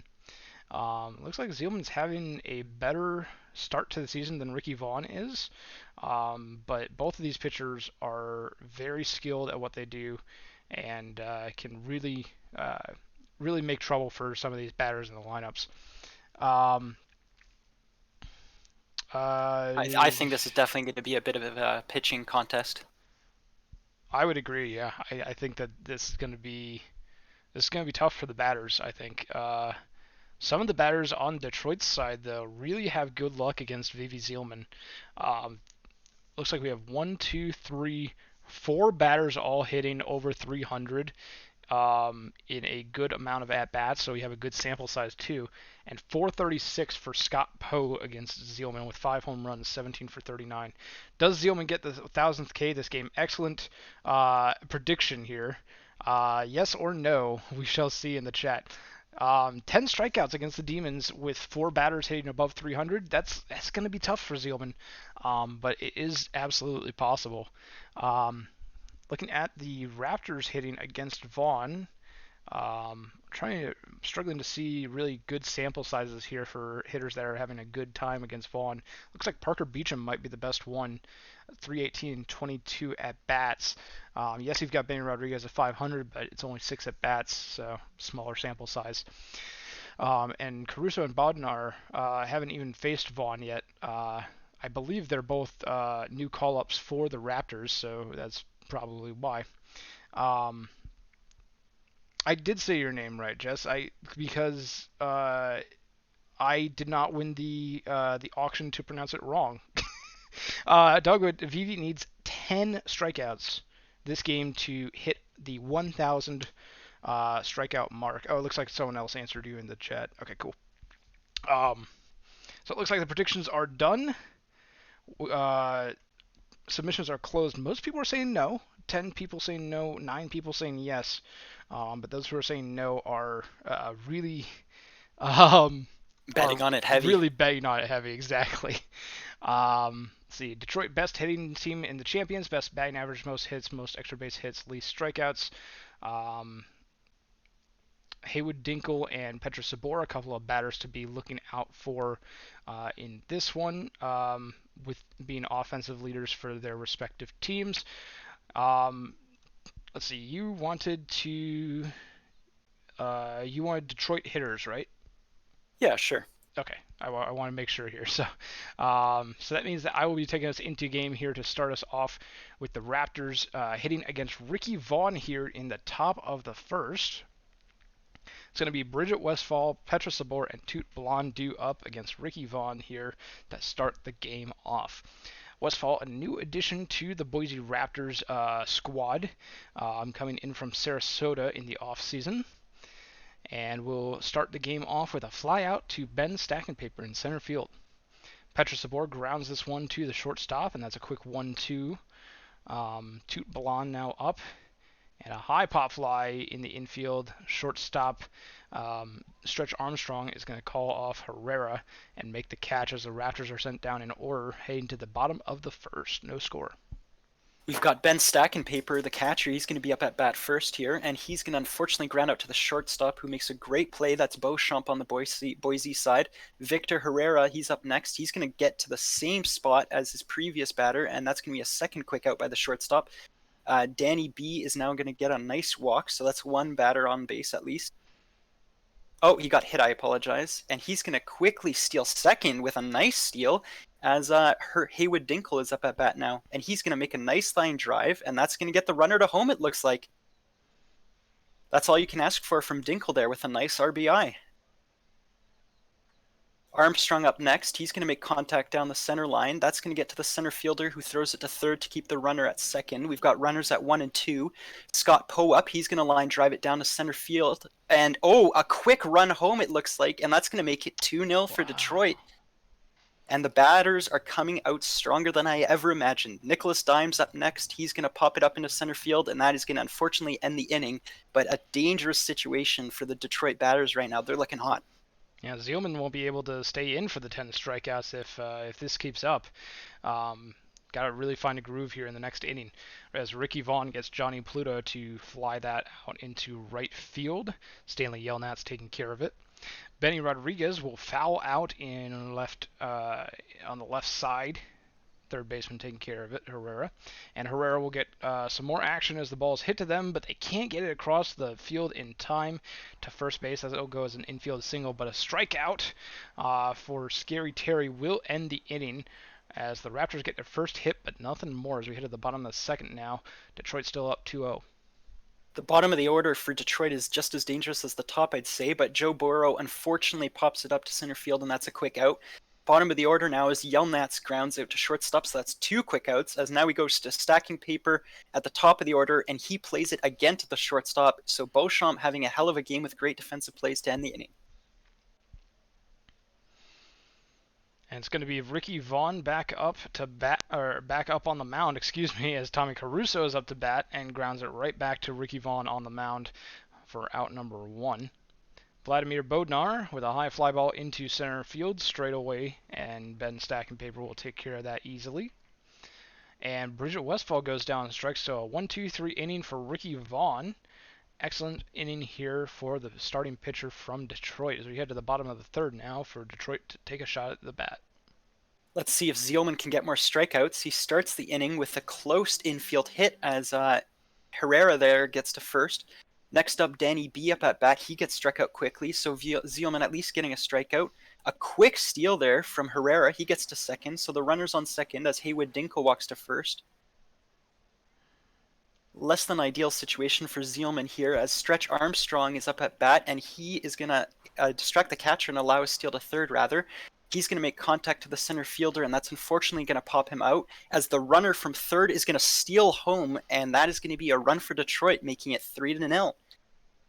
Scott Poe up here, he's DHing. He's going to make contact to the right fielder, and unfortunately it's not going to be great, as the right fielder pulls that catch down for a third out, as Detroit takes a 3-0 lead.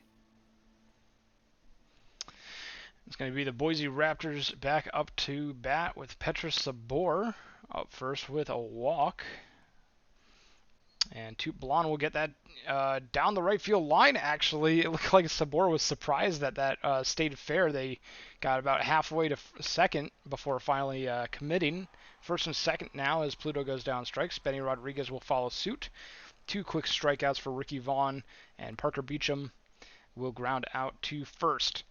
So Raptors get 2 hits back-to-back to lead off the inning, but they aren't able to get much else out of that. Vaughn looking a bit scarier than Zeum in this game on the pitching front as Dimes makes contact into center field, getting himself to first.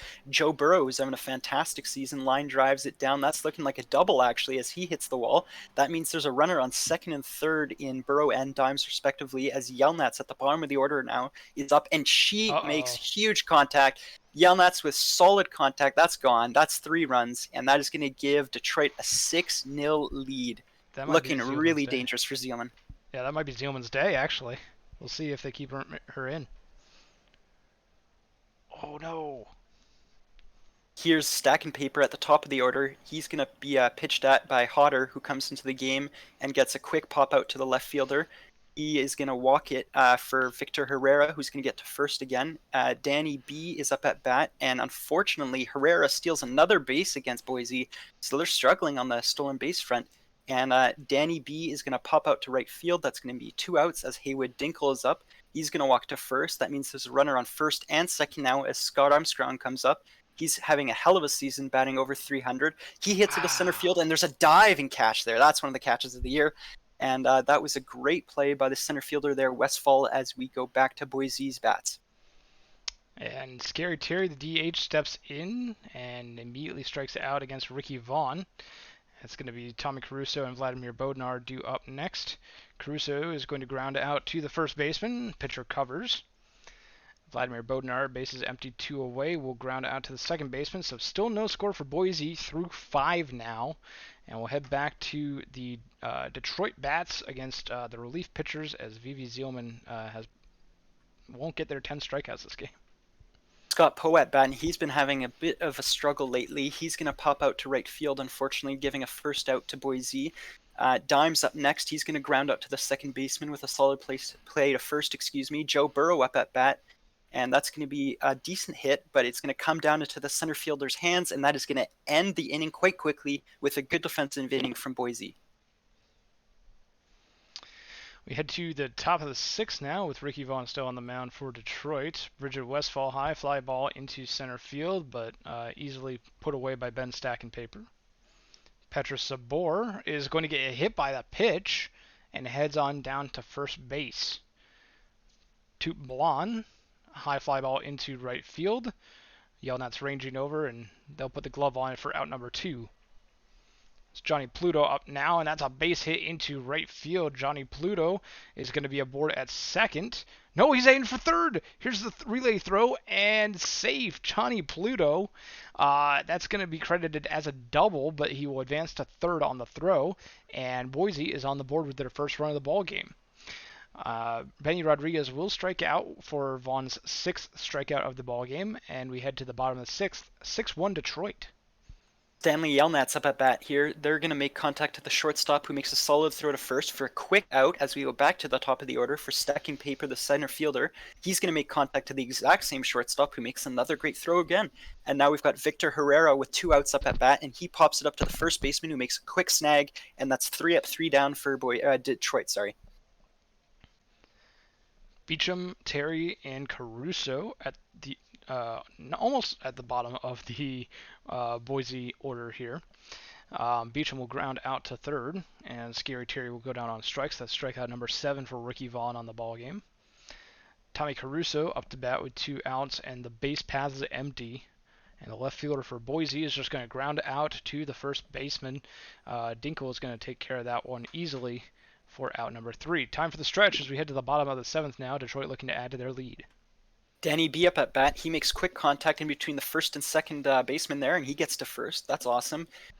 Bill Bisquick is going to come in to replace Perry Hodder. I apologize on that. Haywood Dinkle unfortunately gets out at first. and that's a quick double play, I believe. So now we're at 2 outs as Stretch Armstrong drops it in just before the center fielder's feet. He's going to get to first with a nice base hit. Scott Poe up next, and there's going to be a stolen base here from Armstrong as he runs to second and moves himself forward. Scott Poe going to make a dinky little hit to the shortstop as the shortstop there makes another great play. Beauchamp doing really well defensively. Jess says I can't hit. I only do defense. Sorry. Well, your 260 batting average would tend to disagree with you. That's actually a pretty decent batting average, as Vladimir Bodnar is going to get a single into right. However, Westfall goes down on strikes, and Petra Sabor is up now with a runner on first and one away. And that's going to be a strikeout for Jack Brady, who has now entered the game. That was their first batter faced, and they make it 2. Back-to-back strikeouts for Jack Brady, immediately entering the game and making their presence known against Petra Sabor and Toot Blonde, 2 of the more scary Boise Raptors hitters as we head to the bottom of the 8th. Let's see what Bill Bisquick can do here against Nicholas Dimes as he hits a little hit into center field and gets to first. Joe Burrow up next. And Joe Burrow is going to make a nice hit into left field, and that's going to advance the runner to second. So we've got runners on 1 and 2 as Stanley Yelnats at the bottom of the order is up. And Yelnats crushes that one, and it's unfortunately going to come down in the right fielder's hand, but it will advance the runner to third base, leading to Stacking Paper at the top of the order with 1 out, base hitting it, getting the runner home, and that's going to give Detroit the 7-1 lead as Herrera comes up now. There's runners on first and second as he strikes out, leading Danny B up. And Danny B is going to strike out as well. So Johnny Toasty's coming in there at the end of the inning and really saving things for Boise. You'll love to see this situation if you're a Demons fan. 7-1 is the score going into the top of the 9th. Boise needs 6 runs to tie it, and a ground out to first by Johnny Pluto will not help the Raptors' case here. Benny Rodriguez will ground out to third, and Boise's down to their last out here, and it's going to be Parker Beecham, who gets that past the shortstop. That's going to be a single for the defensively minded Beecham. Scary Terry gets a base hit into right field, and now there's runners on first and second for Boise. 2 away for Tommy Caruso, the young batter who's 0 for 3 on the ball game, but that will be 0 for 4 as Jack Brady gets their 3rd strikeout of the ball game and the final out of the ball game. Demons win this one 7-1. 3 RBI ball game for Stanley Yelnats. He had a great day at the plate. Parker Beecham, the best hitter for Boise, going 2 for 4. Vivi Zielman takes the loss, unfortunately giving up 6 runs over 3 innings, and Ricky Vaughn will get the win for Detroit, having a great outing on the mound, 1 run over 7.1. Ricky Vaughn is your player of the game. Alrighty, folks. Now looking at some box scores here for you, we've got the Sloss against the Stars as the Sloss take a win 7-2 with some hot batters. Matata on San Antonio getting a couple hits, as did Jimenez. On the Nashville side, Johnson getting a couple hits, but not having the best of game overall hitting-wise, I would say, for Nashville. On the pitching front, Rayner gets the win, allowing only 4 hits in 8 innings, which is pretty darn impressive. Johnson on the Nashville side did the same, but had twice as many hits and took the loss. And player of the game is going to go to John Rayner for having 7 strikeouts in 6 innings. Buffalo Surge hand the Toros a 3-2 defeat here. Close game between Buffalo and Cancun. 3 RBIs from Buffalo, all coming from one swing of the bat from Bruce Buckley. 6th inning off of Champ McQuack, a 3-run bomb. Cancun gets their 2 RBIs also on one swing of the bat. This one from Dom Drozdov at the top of the order. Will Fisher also had a 3-hit ball game, so great job there. Jack Rollo gets the win for Buffalo. 6.1 innings, giving up only 2 runs. Reed Sutherland gets the whole blow jingle with a save. McQuack, the loss on the side of Cancun. And Jack Rollo, the starting pitcher for the Surge, is going to be your player of the game for that one. Alrighty, folks. Up next against the New York Voyagers, we've got the Death Valley Scorpions as New York takes a massive win, 16-4, with twice as many hits as Death Valley. You'll see Death Valley only had a couple hits from Jacob McGibbon. And then on the New York side, they had a bunch of hitters, including Shu, Kuntz, and a bunch of the names we've seen all day do fantastic. Pitching-wise, Choate gets credited with the W, pitching 7 innings, only allowing 6 hits and a few runs. On the opposing side, Death Valley had some struggles with, looks like 6 different pitchers in the game, and Farnworth taking the loss after allowing 9 runs in 3 innings. Tom Shu is your player of the game with a big hitting streak, it sounds like, right now. And we take a look in New Orleans. The Rougarous win this one 10-2 over the Aviators. High hitting ball game for New Orleans, led by Gustav Beauregard, 3 for 5 at the top of the order, as well as Vidal Valor, who has 4 RBIs, 3 of them coming from a home run in the third inning. Outer Banks gets their 2 RBIs, both from Arno Drakenberg on a 2-run homer in the 6th off of Villagetti, who gets the win for New Orleans on a quality start, 2 runs over 7 innings. Rip Spa takes their first loss of the season for Outer Banks, unable to get out of the 4th. Villagetti is going to be your player of the game in New Orleans. Alrighty, folks. Next up, we have Vancouver Vandals at the Supernovas, and Supernova is going to pull away with another win 5-4. A bunch of batters on their team doing quite well, more specifically Bogesu with 4 hits and a couple RBIs. That's player of the game material, I'd say. Sessions and Andrews having decent game for Vancouver, but overall, Digger Jr. not able to hold them off on the pitching front, allowing 6 hits in 5 innings, giving Pressing the loss, and Torkleton on the Sarasota side only allowing 7 hits, but getting a few more strikeouts, which really made the difference, I think, with Lung getting the win and Bogesu getting player of the game with a massive 4-hit game. And we head to Indianapolis as the Maui Makos upset the Indianapolis Apex here. 5-4 is the final. Looks like 3 for 4 game from Zach Mouse at near the top of the Apex batting order. A great game for Mouse. On the Maui side, 2 hit ball games each from Dawson Jr., Nakaya, and Katsup, and a 2 RBI game from Ernie Harwell. You Need to Calm Down gets the loss for Indianapolis in relief, while Smoltz gets the win and blows the save. St. Brown with the hold, Gonzalez with the save on the side of Maui, and Kyle Salchicha is your player of the game. All right, next up for you guys, we have Providence Crabs against the Sea Serpents, and Seattle unfortunately losing again 11-3, allowing 11 hits to 7 on the Seattle side. Providence having a couple really good batters, specifically Long with a 2 RBI performance, as well as Ruiz and Cloudera all having fantastic games. Pitching-wise, Leaf allowing only 6 hits in 8 innings, having a fantastic game, taking player of the game, and on Seattle's side, Balls and the rest of their pitching staff not really able to slow Providence down enough.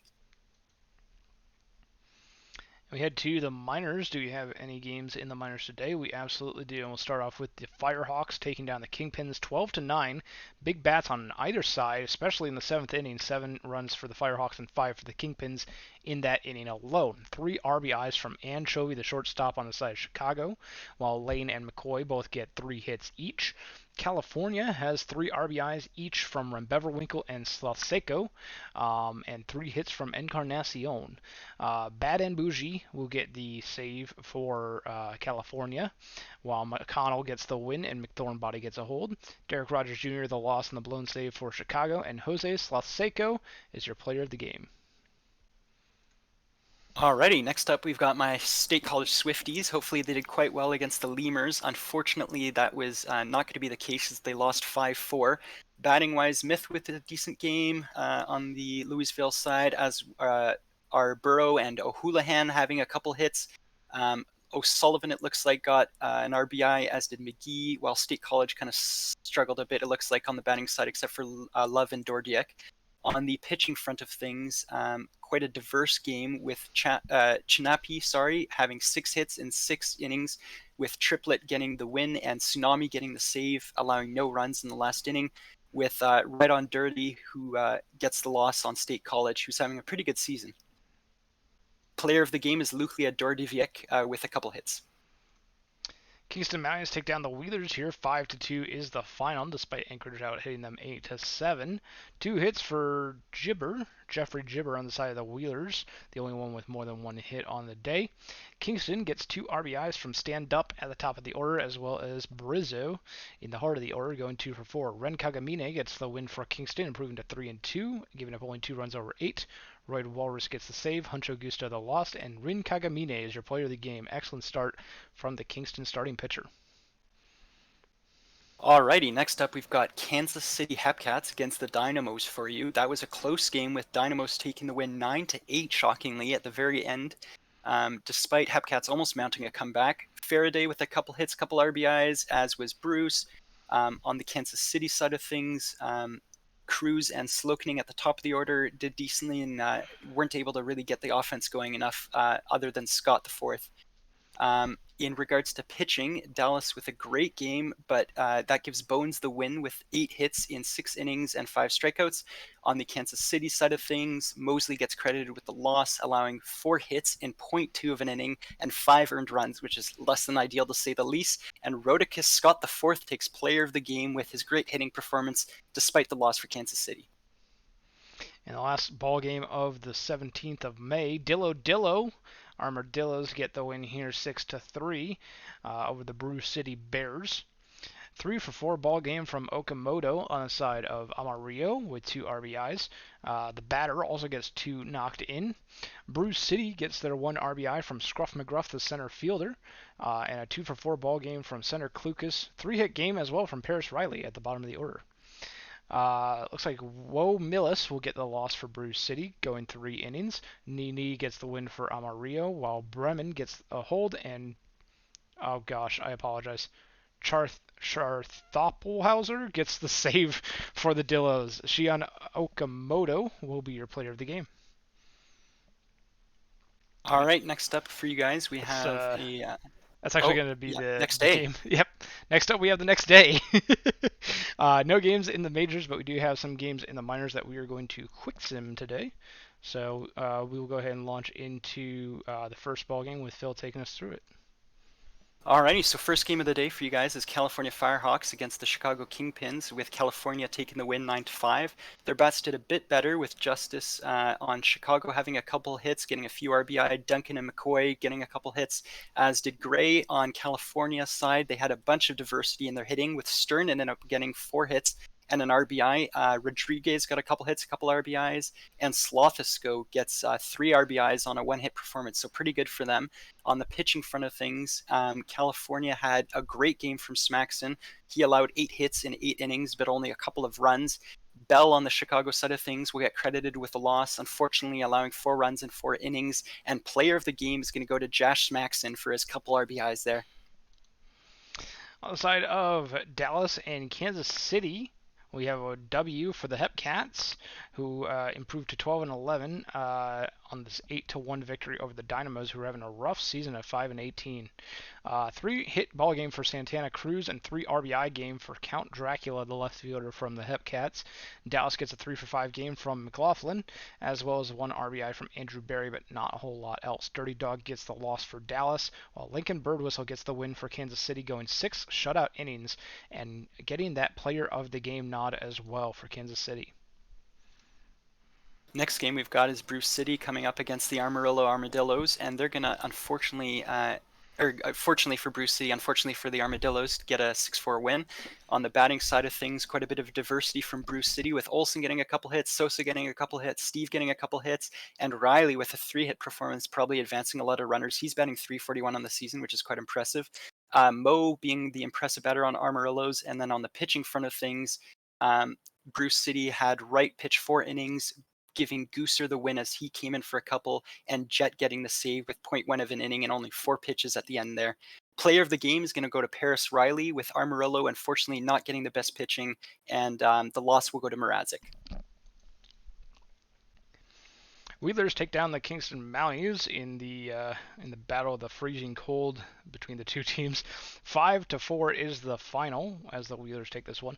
2 RBIs for Rogers on the side of Anchorage on a 2-hit ball game. On the side of Kingston, 3-for-4 day for Yuppers with 1 RBI, and Forenik will knock in 2. Walrus gets the loss on the blown save for Kingston, while Throwing Bud gets the hold. And Honda Shigeno gets the win for Anchorage, their second of the season, 2 innings of shutout ball in relief. Len Kagamine, your player of the game, with a 6-inning, no earned run given up start for Kingston.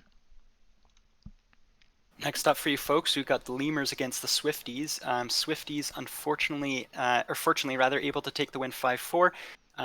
Decent hitting from throughout their lineup, with Dordevic again having a fantastic 2-8 game. Orban Mueller getting a few hits and RBIs. On the Louisville side, O'Sullivan got a couple hits, and then pitching-wise, Crimps came in for Louisville and pitched 5 innings, allowing 7 hits and a few earned runs. Unfortunately, not getting the job done, as T2 on the State College side gets credited with the win and Perry for the save. Your player of the game will be Jake Obermueller, and State College comes away with an awesome win. That'll do it for May 18th. As we mentioned, we have no ball games in the majors. So we will go ahead and finish off today and head to May 19th, where we have our last broadcasted game of today's stream, and it's going to be the Vandals versus the Sloths. And look at this, the Vandals actually seem to have the Interesting. the lead on the head-to-heads. That's actually not something that I was expecting when I clicked manage game here, but the Sloths do have the lead in the head-to-head in the 1, 2, 8, and pitcher position. Let's see. Do we have a mod who is able to put a prediction up for us? In the meantime, looking at the big picture, this is an intra-division matchup between the Vandals and the Sloths. Vandals were leading the Legends of the West division going into this stream, while the Sloths were second, 2 games behind, tied with Boise. This is the first time the two teams meet this season. I actually don't know what the standings are looking like currently. I know the Vandals were 2-2 on the day. I don't know how the Sloths I don't remember how the Sloths have been doing specifically. But looking at the head-to-heads here, Takahashi definitely having a tough start to the season. I know they're looking to break out very soon. They've shown really good signs of being a really solid starting pitcher in the past. But really this season has been a tough start for Takahashi. They started off with a really good start and then have kind of fallen off. Meanwhile, Billy Greer, on the other hand, 2-1, 2.40 ERA, and a .9 WHIP. The stats speak for themselves. Everyone take a look at the total hits over under 17.5 for the predictions. Make sure you get those in while we continue talking about this. What do you think about these lineups, Phil? What players are you taking a look at here? San Antonio has quite a bit of batters in the middle of their lineup around Pork Chop Sandwiches, Jimenez, and Knox, who are playing quite hot recently, and they've got a bunch of RBIs on the season, so I'd watch out for the middle of the order on San Antonio. In terms of the Vandals, I think they have a bit more batting depth, which is kind of nice to see, but the pitching from Emilia Takahashi has me a bit worried, is what I would say. I would say that makes a lot of sense and is a very accurate assessment. The chat thinks that there's going to be quite a bit of hits here. 59% of the channel points are saying the over. 9 of the 14 people that are betting favoring that over for 17.5. Vandals hitters are going to have to be pretty diligent here against Billy Greer. Definitely one of the better pitchers in the Legends division. So we shall see which team comes out on top here as we head on into the game. We talked about this one beforehand. This is the one where I do have a preference on which half of the inning I take. So you're going to lead us off into the ball game with the Sloths batting against Emilia Takahashi, and I will be the bottom halves of the innings with the Vandals against Billy Greer as we head on into game. Phil, take us away. Fantastic. We're going to have Stan Antonio, Akuna Matata, and Abbott here at the top of the order. I really like a lot of the Sloths names. They've got some creative ones. And pitching-wise, we'll see how Emilia Takahashi does this game. First at bat there for Stan Antonio is going to be a pop-up to center field, so that's one quick out, looking good for Takahashi. Next up, we've got Akuna Matata, who's having a fantastic season, but unfortunately strikes out there. Third up in the order is the third baseman, Abbott, who's batting around 200, so maybe has some room for improvement here. We'll see how he does. And that's going to be a nice walk to first, so at least, there's a runner on base. Pork Chop Sandwiches, fourth in the order. The second baseman's going to come up and unleash a swing that's going to send the ball to the center fielder and end the inning. So good job from Takahashi there. Good start for Vancouver. Absolutely. It's going to be Scheidermay, Magiacomo, and Cologne due up for the Vancouver Vandals against Billy Greer, who is, again, 2-1 on the season, as Scheidermay will fly out to the right fielder. Magiacomo is going to ground that to the first baseman, who steps on first for the out. Willie Colon, who came into the stream leading the league in homers, is going to get a base hit. That's going to be a double that ran all the way into the right field corner. And the Vandals are still alive this inning with Sack Lodge at the plate. Base hit past the third baseman. That's going to be an RBI for Sack Lodge as Willie Colon is going to score for Vancouver. And the Vandals go up here 1-0. Herb Sessions, the shortstop, now up. And that's going to be a back-to-back base hit to left, as Lodge is headed to third, and he's going to be safe, and he's headed all the way home. What the heck is going on? The throw is at third, and Sessions kept going. Sessions is out at third, but the run does come in. Vandals up 2-0 here in the bottom of the first, as I don't know why Sessions headed to third there, but he did. RBI doubled, though, for Sessions. All right. Up next, we've got Emilia Takahashi up in the game against Chris Jimenez. He's going to get out at first quickly. Next up at bat, we have Revan Knox, as he's going to strike out quickly. Having a good season, though. Sudate next is not, unfortunately, only batting 169 with 4 RBIs. That's going to be a quick strike out to end the inning, unfortunately, and the Vandals are looking quite good. And we'll head into the bottom of the second now with Sam Andrews striking out on the circle change against Billy Greer. It's going to be Toby McMuffin due up next with Dan King on the on-deck circle. Right fielder Toby McMuffin will get a base hit into left field. Easily has the best average on the Vandals, and that will continue to go up. Dan King, long fly ball into left field. That one's gone. Dan King with a 2-run homer off of Billy Greer. Score is now 4-0 Vandals. Dan King with the 2-run bomb, 384 feet, will score Toby McMuffin, and the Vandals now have a nice 4-run lead, and they're still going with 1 out and no one on. Jackie Daytona will fly out into left field. I'm sorry, Crunkleton, I didn't push the Daytona home run button. Geronimo Shidermay will will strike out. So the Vandals add to the lead 4-0 as we head to the top of the third. Trevin Knight up at bat. He's going to strike out quickly to Takahashi, who's having a very impressive game and kind of blowing my expectations out of the water. Next up, we've got the bottom of the order in Go Ford, the right fielder coming up. He's batting around 200 on the season. He's going to hit a nice line drive to the left fielder, getting himself to first, though, so that's awesome. That's a good start there. Next up at bat, we have Stan Antonio at the top of the order. He's going to take a pitch and walk to first. That gets runners on first and second, so that's good for San Antonio, as unfortunately a strikeout from Matada kind of slows any momentum they had. Abbott's up at bat, and he's going to strike out as well, ending the inning in a not great way for San Antonio. Looking weak here at bat. As we head to the bottom of the third now, it's going to be Maggiacomo, Colon, and Lodge due up, and Maggiacomo will get on base with a single. Their first hit of the ball game today, 1 for 2 now. Willie Colon, high fly ball into right field, and that one is a no-doubter in the second story of seats, 429 feet. The monster fly ball by Willie Colon puts the Vandals up now 6-0, and it's going to be Sack Lodge, the catcher, up next for Vancouver. Ground ball to the second baseman. Pork Chop Sandwiches takes care of that one. And Herb Sessions will ground out to the shortstop, Chris Jimenez. Back-to-back ground outs here, and Sam Andrews will take the free pass to first base on the full count. It's going to be Toby McMuffin now facing Trent Bolt Jr., who has now entered the ball game and will immediately get the ground out to end the inning. So the Vandals chase Billy Greer here in the third as we head to the top of the fourth. Sloths due up. Takahashi pitching to Pork Chop Sandwiches now, as Sandwiches unfortunately grounds out to the shortstop. That's one quick out.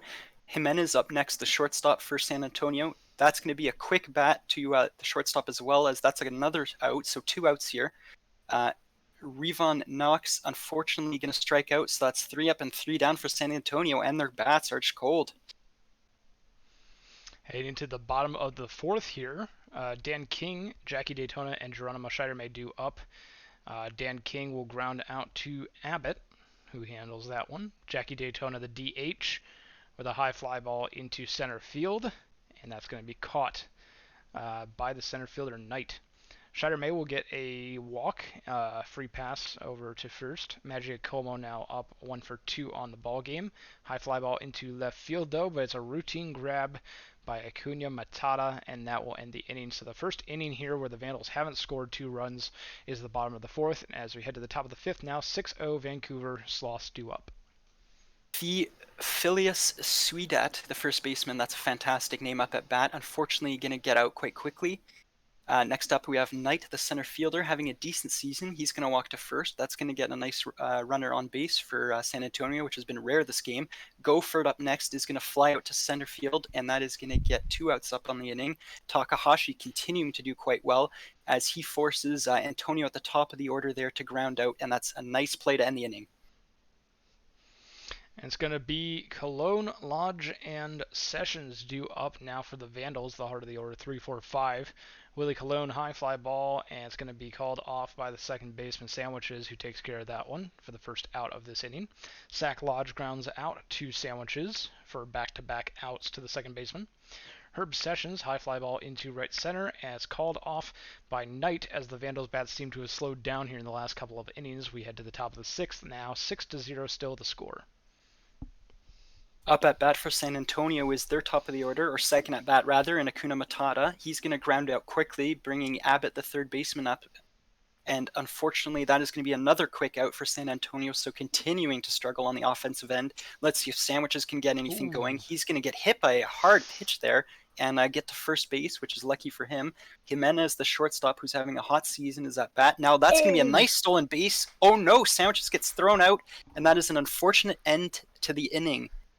Sack Lodge got him at second. What a throw. Unbelievable.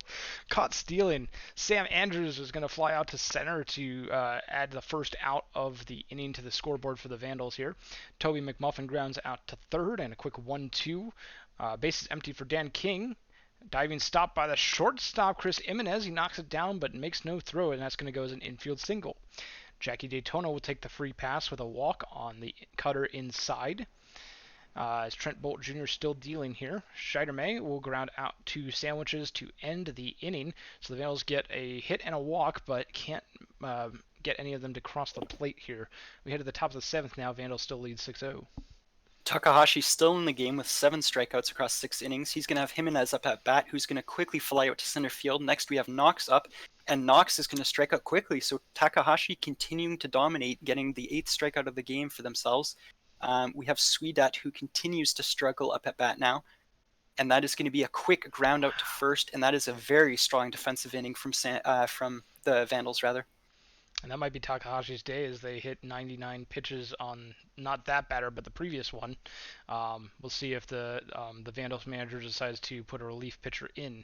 Esteban Rodriguez Jr. enters the game as a relief pitcher for the Sloths and immediately strikes out Magiacomo. Willie Cologne will go down looking on a splitter, and it's going to be Sack Lodge due up with 2 outs and the bases empty.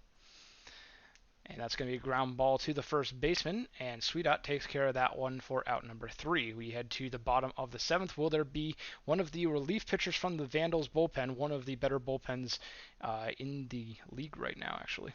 And you are right, it will be Joseph Tosin coming into the game. He's got 18 strikeouts in 23 innings, which is pretty strong with only a 1.17 ERA, so that is looking pretty good as he comes in and does an impressive performance on night. Gopherd's up next. He's going to fly out to left field. That's 2 quick outs. And San Antonio Sloths looking very weak on the offensive end as their top batter here gets thrown out to first, and that's 3 quick outs. Good play by King and good inning by Giuseppe Tosin there. So we head to the 5, 6, 7 batters in the Vandals lineup. Herb Sessions is going to go down on strikes, check swing, but went too far around. Sam Andrews up next, and that's a pop fly. It's going to be the second baseman, Pork Chop Sandwiches takes care of that. And Toby McMuffin up now, and he'll go down on strikes. Esteban Rodriguez Jr. with a clean 1-2-3 inning here in the bottom of the 8th. We head to the top of the 9th as the Sloths look for their last chance here against the Vandals. Unfortunately, I don't think the hitting is going to get any better as Akuna Matata quickly strikes out against the fantastic Tosin, who's having a dominant game here. Looking quite strong, actually, on the pitching front of things. Christy Abbott, the third baseman, is up next. That's going to be another strikeout as Tosin gets a third of the game. That's going to leave Sandwiches up to try and end the inning on a strong note. And unfortunately, that's going to get him out at first. And that's going to end the inning as he tried to get a little infield hit, it looked like there.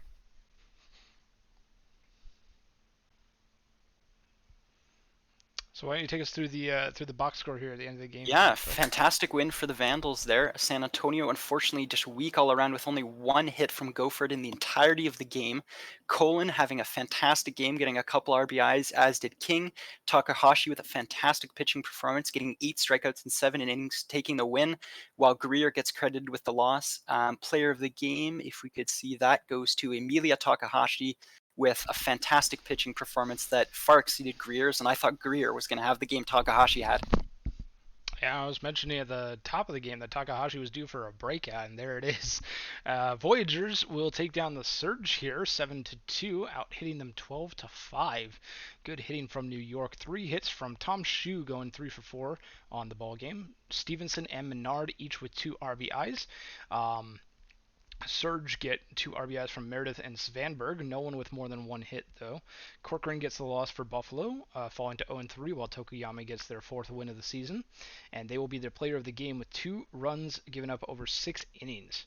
Great game by Tokoyami. And real quick, I want to check on Stevenson, because I know we were keeping an eye on that 1,000 hit counter. And we are 8 hits away with 1 quick sim left, so unfortunately I don't think we'll get it this game, or this stream rather. But Stevenson, keep an eye on them for next stream. They're 8 hits away from that lovely 1,000 hits. So, and we'll continue around the league with Phil taking us through the Aviators Crabs game. Now this was unfortunately not the best of games for the Crabs here, as Outer Bank took the win. I think they're one of the best teams to look out for this season. On the batting front of things, they had a lot of diversity, with Drakenberg having a couple hits, Cannon having a hit, and a couple of the other players such as City, Halen, and Litteris at the top of the order having 1-hit performances. Providence struggled, only getting a couple hits from Law Jr., Cloudera, and Long, and Voss gets the loss for Providence on the pitching front, giving Beaumont the win and Pozo the save. Player of the game goes to Bob Beaumont, who had a 3-hit performance in 6 innings, doing a fantastic job on the mound. I just realized we actually have 2 days left after this. They're both quick sims. I think both of them should have majors games, so we might see that 1,000 hit if Stevenson has like two 4-hit games or something. But I think it's probably still likely that it happens on Tuesday.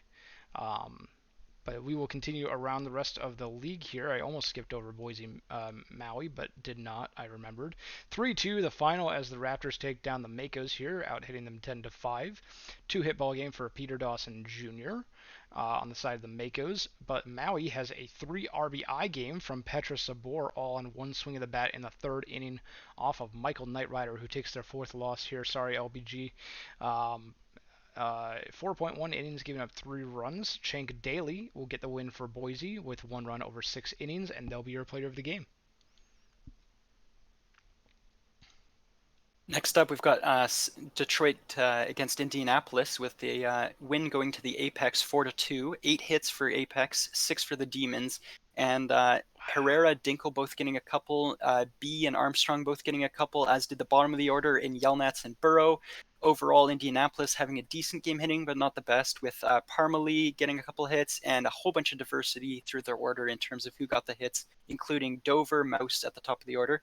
Pitching-wise, Detroit gets a loss credited to Spin Rate after he allowed 4 runs in the 9th inning, which is inopportune to say the least. Carsey had a whole 8-inning performance, allowing no runs, which is huge. And Maple on the Indianapolis side had a decent 4-inning performance with 2 runs. Bolanos gets credited with the win, going to 2-0, with Kid Carsey getting player of the game for Detroit. And Carsey got done dirty there. 8 innings of shutout ball. Yeah. To lose. That's unfortunate for Carsey. Nashville Stars get the win here over the Supernovas. 3-2 is the final. The 2 RBIs from Sarasota coming from Afart and Crash Wagon, who had a 2-for-3 day. Nashville gets their 3 RBIs between Rose, Fry, and Zach Johnson. Fry and Johnson each with 2 hits. Kuramochi gets the win for Nashville with a quality start, 2 runs over 6. Cletus McFlorida man their 3rd hold, and DJ Law their 2nd save. Shifty Lagoose falls to 3-2 on the season for Sarasota, and Lucian Kuramochi your player of the game. Next up, we've got the Toros against the Death Valley Scorpions for you folks. A big win for Death Valley. A big win for Cancun, 3-0. On the hitting front of things, Cancun had a few hits from Lafleur, which brought in an RBI, as did Esposito. Death Valley had a couple hits all around from McGinnim, Aram, and Hank. And then on the pitching front, Flowers gets credited with the win off 3 hits in 7 innings and no runs, and Shu will take the save, with player of the game going to Flowers, doing a much better performance this time around than the previous game we watched. Then we have the Seattle Sea Serpents upsetting the New Orleans Rougarou, and look at this graph. My goodness, it was going all the way Rougarou up until the 10th inning. Extra innings ends this one. It was 1-1 going into the 10th, and the Rougarou scored 1. That's that spike you see there. And then it just plummets towards Seattle as they walk it off with a 2-run homer by Ian Folman, who goes 1 for 5 on the ball game. 2 hit ball games as well from Dowd, Campbell, and Colvin on the side of Seattle, and New Orleans gets 2 hits from Naz Hamed. Jose 43 blows the save for New Orleans, while Luke Coolhand Wright gets the loss in the blown save, and Scoochie Dart gets their second win for Seattle in relief. Hiro Nakamura, though, is your player of the game, 6.1 innings, giving up only a run. And that will do it for the majors as we head down to the minors now. These are auto-simmed as well, and Phil will take us through the first one. We'll start off with the Dynamos here against the Hepcats, as the Hepcats take a dominant win, and looks like, outscoring 13-3, and hitting-wise doing even better, going 16-9. Kansas City having bats from all over the place, with Slokening, having a few hits, a couple RBI, Batista having a couple RBI, and McDonald Jr. Ortega, the right fielder, 8th in the order, takes 3 RBIs with an impressive performance. On Dallas's side, Faraday Jr. with a hit, as well as McLaughlin, and that's about it. Pitching-wise, impressive performances from Schultz, allowing 8 hits in 6 innings, but only 3 runs, which is fantastic. O'Sullivan gets credited with the win, and Redacted, unfortunately, not getting the job done, giving the loss to Williams on his team, with Chipper Slokening getting player of the game. Heading to Anchorage now, the Kingston Mounties will fall here to the Wheelers. 2-1 is the final. Very close game between the two. Kripakosov gets 2 RBIs on 1 swing of the bat in the first inning off of Jansen Crenshaw, and that's all that the Wheelers needed. Kingston gets their 1 RBI from Fardinghouse, knocking it in Bark Bark Woof Rough. Crenshaw gets the loss for Kingston, despite giving up only that solo shot and that 2-run shot, as well as 6 more hits over 5.1. Actually, a decent start for getting awarded a loss, unfortunately, for Jansen Crenshaw. Glizzy Master, though, an excellent, or should I say masterful performance, giving up only 1 run over 7 innings and improving to 2-1. Shigeno gets the save, and Glizzy Master is your player of the game. Next up, we've got Bruce City Bears against the Amarillo Armadillos, and that's going to be an 8-2 win for the Armadillos, with a lot of batting from all over the place. Hawkins with a couple hits, Okamoto with a couple hits, The Batter with a couple hits. That's a hilarious name. On Bruce City's side, quite a bit of strength from Sosa and Wolf, and Rated, who had a couple hits minimum each, but no runs at the end of the day for Bruce City, which was the issue. Pitching-wise, Delphine gets the win, allowing 11 hits but only 2 earned runs. That's pretty impressive. McNamerson on the Bruce City side will get credited with the loss, and unfortunately, the pitching did not look good for Bruce City, as Big Barnold takes player of the game. And then we have the Firehawks over the Kingpins here, 4-2 in extras. Firehawks get 2 in the top of the 10th, and the Kingpins can't score any in the bottom of the 10th to finish it off. 3-for-4 game for Sachs Justice at the top of Chicago's batting order, and a 3-for-4 ball game from Shumi Hokenvettel. California gets 3 hits from Renny Rodriguez, the center fielder for the Firehawks, as well as 2 RBIs from Sawyer Stern. Thaddeus Branson gets their 3rd win in relief for California. Excellent start to the season for them. While Glenn Allen Mixon takes the loss for Chicago, as Kingpin blows the save. After Mitch the T-Rex goes 5 shutout innings for the start, they're going to be your player of the game. Some fantastic names in that game. Next up, we've got the Lemurs against the Swifties. Swifties coming up with a win 5-3. A bunch of hitting from all over the place for the Swifties, including a couple from Dude, a couple from LeBlond, a hit from Reagan and Johnson there at the bottom of the order. On the Louisville side, looks like they didn't really have the hitting to get anything done, with Gump getting a couple RBIs, but that's about it. Pitching wise, Junk Ball coming in, pitching 4 innings, allowing a run, and then it was Fujisaki who came in with the loss, trying to save the game, allowing 3 runs quickly in the span of barely an inning. State College gets a win from Iwasawa, who had 3 runs in 5 innings on a decent performance, and the save goes to Kosar. Player of the game goes to James LeBlond, who had a couple RBIs there, and looks like he stole bases too. And that will do it for the 19th of May. Excuse me. So we will go ahead and finish the day. I just realized I have not saved in a while, so I'm going to go ahead and do that now. So we are looking at May 20th, and May 20th is going to be a quick sim. I wanted to check. I wrote down 20th to 22nd is quick sim, but I don't think that's correct. I think it's the 20th and the 21st. Oh, no, it is. Okay. So the 20th through the 22nd. So we got 3 quick sim days to finish off this stream. So we'll go ahead and autoplay all the games today, and we will start off with the Surge taking down the Voyagers. 10-7 is the final, as Buffalo wins this one over New York. 3 RBIs for Barbados Slim on a 3-for-5 ball game, and Kirk Swerve adds a couple of ribbies as well. Buffalo has 3 RBIs each from Bjorn Svanberg and Bruce Buckley. Svanberg going 4-for-6 on the day. Keeping an eye on Stevenson. Unfortunately, no hits there, so we're going to be keeping another eye on him as we continue throughout the sim. Kyle Bellinger gets the win for Buffalo, while Max Miller gets the loss for New York.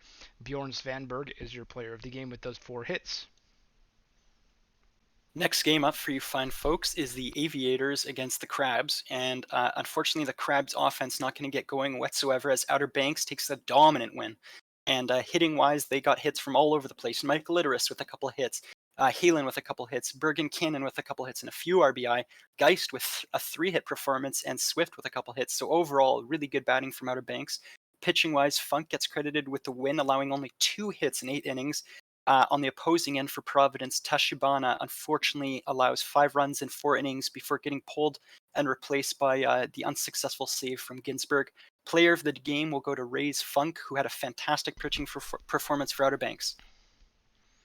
OBX is cheating, right? They're 21-3. Like they have to be. AW, you're in the chat right now. GM of the Aviators. Just tell us, man. You're cheating, right? You're cheating. Like 21-3, dude. 21-3. Raptors take down the Makos here 5-1. Holy cow! It's a 12-inning ball game here. With 4 runs being scored in the top of the 12th for the Boise Raptors. Wow. Just wow. Okay. And Johnny Pluto was credited for 3 of those 4 with a 3-run bomb off of Cooper Casey in the 12th inning. Pluto was responsible for 4 of the 5 RBIs from Boise, the other one coming from Toot Blonde. Maui gets their 1 RBI from Peter Dawson Jr. and 3 hit ball games for Nakaya and Kylian Ray. Unfortunately, unable to string those hits into more runs. Scotty Omega gets the loss for Maui after a no decision for Nico Baldelli. Tom Riddle gets the win for Boise, going 2.1 innings of shutout ball. And Jackson Waller is your player of the game with 8.2 innings of 1-run ball game. Next up, we've got the Sloths against the Vandals, and unfortunately for the Sloths, the Vandals are going to take a win after quite a close game, winning 4-2. Sloths still not getting enough hitting, though, similar to the previous games. Matata being the only one with a couple hits on their team. Vancouver, on the other hand of things, had hits from Giacomo, Colin, McMuffin, King, and Daytona, even at the bottom of their order, so much more diversity there. Pitching-wise, Rogers gets the win after having a decent 5 innings, allowing only a couple runs and a hit. And then Fuji will get credited with a save coming in at the very end of the game. Rose, unfortunately, on the San Antonio side, struggled, allowing 7 hits and 4 runs. And player of the game will go to Pat Rogers, who had a fantastic start of the game for Vancouver. I just want to point out that AW did just admit to cheating in the Twitch chat. Get him, HO. Sure, I know you're in the chat. I'm joking, of course. Demons over the Apex here, 3-2 is the final. Taking a look at the batting here, we got the 2 RBIs from Johnny Tsunami and Jody Quinn for Indianapolis, with Quinn and Twift both getting 2 hits. Detroit gets 2 hits from Nichols and Dimes, as well as one of their 3 RBIs. Duckworth Lewis gets the win for Detroit, while Spinrate gets the hold and Thomas Palmer gets their second save of the season. Shinkansen gets the loss after Michael Dion gets a no decision over 5 innings.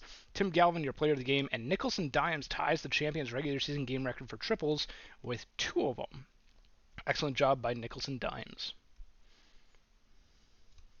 Next game coming up for you is Nashville against Sarasota. Close game with 10 hits to 9 there. 5-4 is the final score for Nashville. Hitting-wise, diversity from all over the place for Nashville. A few hits from Buswell, looks like Johnson hitting, Lou Longo hitting, as did Folks at the bottom of the order. On the Sarasota side of things, Arrow with a couple hits, a Fart with a couple hits, and a couple RBIs, and Torrent with a couple hits, as was Panda. In regards to pitching, Baxter is going to get the win for Nashville after allowing only a couple runs in 6 innings. And then Rulo will get the hold, Law the save, and Baxter will take player of the game after an impressive performance. On the Sarasota side, in terms of pitching, Bentley will get the loss after allowing 7 hits and 5 runs in 4 innings, unfortunately. And Baxter against their former team, if I'm not mistaken, will get the player of the game in the win there. That's got a sting for Sarasota. Death Valley over Cancun here, 4-0 is the final. A 2-run homer by Alderson and a run-scoring triple by Farley Hank will help them along. Hank gets 2 RBIs while Alderson gets the other 2, as I mentioned. Cancun will get 2 hits from Ernie Witt and 1 each from Rogers and Gravy. Nothing else from the rest of the order. Barry B. Benson takes the loss for Cancun, while Stephanie Morgan goes a complete game shutout for Death Valley. 9 innings of 4 hit, 1 walk ball game. Excellent outing by Stephanie Morgan. Of course, that's going to be your player of the game. What a ball game for the Death Valley starting pitcher. Wow, what a game. And then next up, we've got New Orleans Rigaroos against the Seattle Sea Serpents. New Orleans is going to take the win 5-3, despite having a couple less hits. On their side of things, Beauregard gets a few RBI there with a fantastic game. Seattle, on the other hand, had Fumin and Dowd with a couple of hits, and then Colvin at the bottom of the order, but unfortunately were not able to get enough RBIs to get the win. Pitching-wise, both teams had strength, and in terms of the New Orleans pitching, if we could see that, that would be Mazeroski pitching 5 innings, allowing 5 hits and only 1 run. Pleasance will get the hold with Wright the save. And then on Seattle's side of things, Maddox Jr. continues to struggle, going 1-5 on the season, allowing 5 runs in 6 innings, which is inopportune. And Hafner will get player of the game.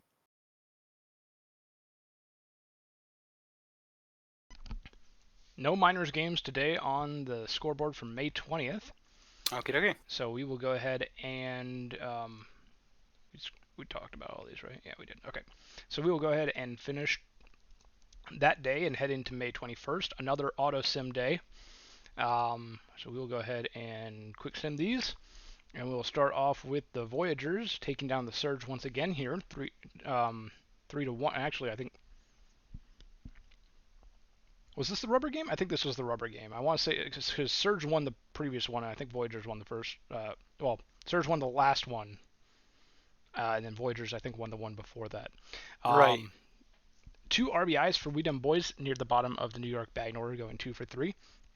And then for Buffalo, we have 1 RBI from Spikak going 2 for 4. And Bjorn Svanberg gets 2 hits as well. Vizeros Balkan takes the loss for Buffalo. And Sivert gets the win for New York, going 7 innings, giving up only 1 run. Whole Horse gets the save. And Regnaleb Sivert is your player of the game. Some really good pitching there. On the Aviators side of things, they're playing the Crabs this week and ended up taking the loss 6-2. Crabs getting 10 hits to the 8 of the Aviators. So OBX going 21-4 now. That's shocking. Hitting-wise, they had kind of not the best games from most of their players, except for Mike Litteris, who lit it up with 4 hits and is batting .300 on the season. Providence, on the other hand, had a lot of hitting from all throughout the order, with Philly Fan, Krustis, Cloudera all getting a hit or 2. And then the top of the order all getting hits, with Ruiz and Camden getting RBIs, as well as Philly Fan and Krustis. Pitching-wise, Providence had Daring in for the W. He gets 4 hits in 6 innings for the win. Cato, on the other hand, takes the loss, moving to 5-2, pitching 1 inning and allowing 7 hits and 6 runs. So inopportune for Outer Banks there. They must have had some struggles early in the game, with Bobby Daring taking player of the game for Providence, keeping the OBX bats tamed. The Boise Raptors will top the Makos in extras here. 7-5 is the final. Wow. Okay, so it was 5-3 going into the ninth. Then the Boise Raptors tied it up in the ninth to force extras, and then scored 2 in the top of the 11th to take it home. Unbelievable. 2 RBIs for Ernie Harwell, 2 hits each from Khan and Nakaya on the Maui side. Boise gets 4 RBIs on a 3-for-5 game from Petra Sabor. Those are player of the game numbers for sure. Toot Blonde also gets 3 hits on the ball game.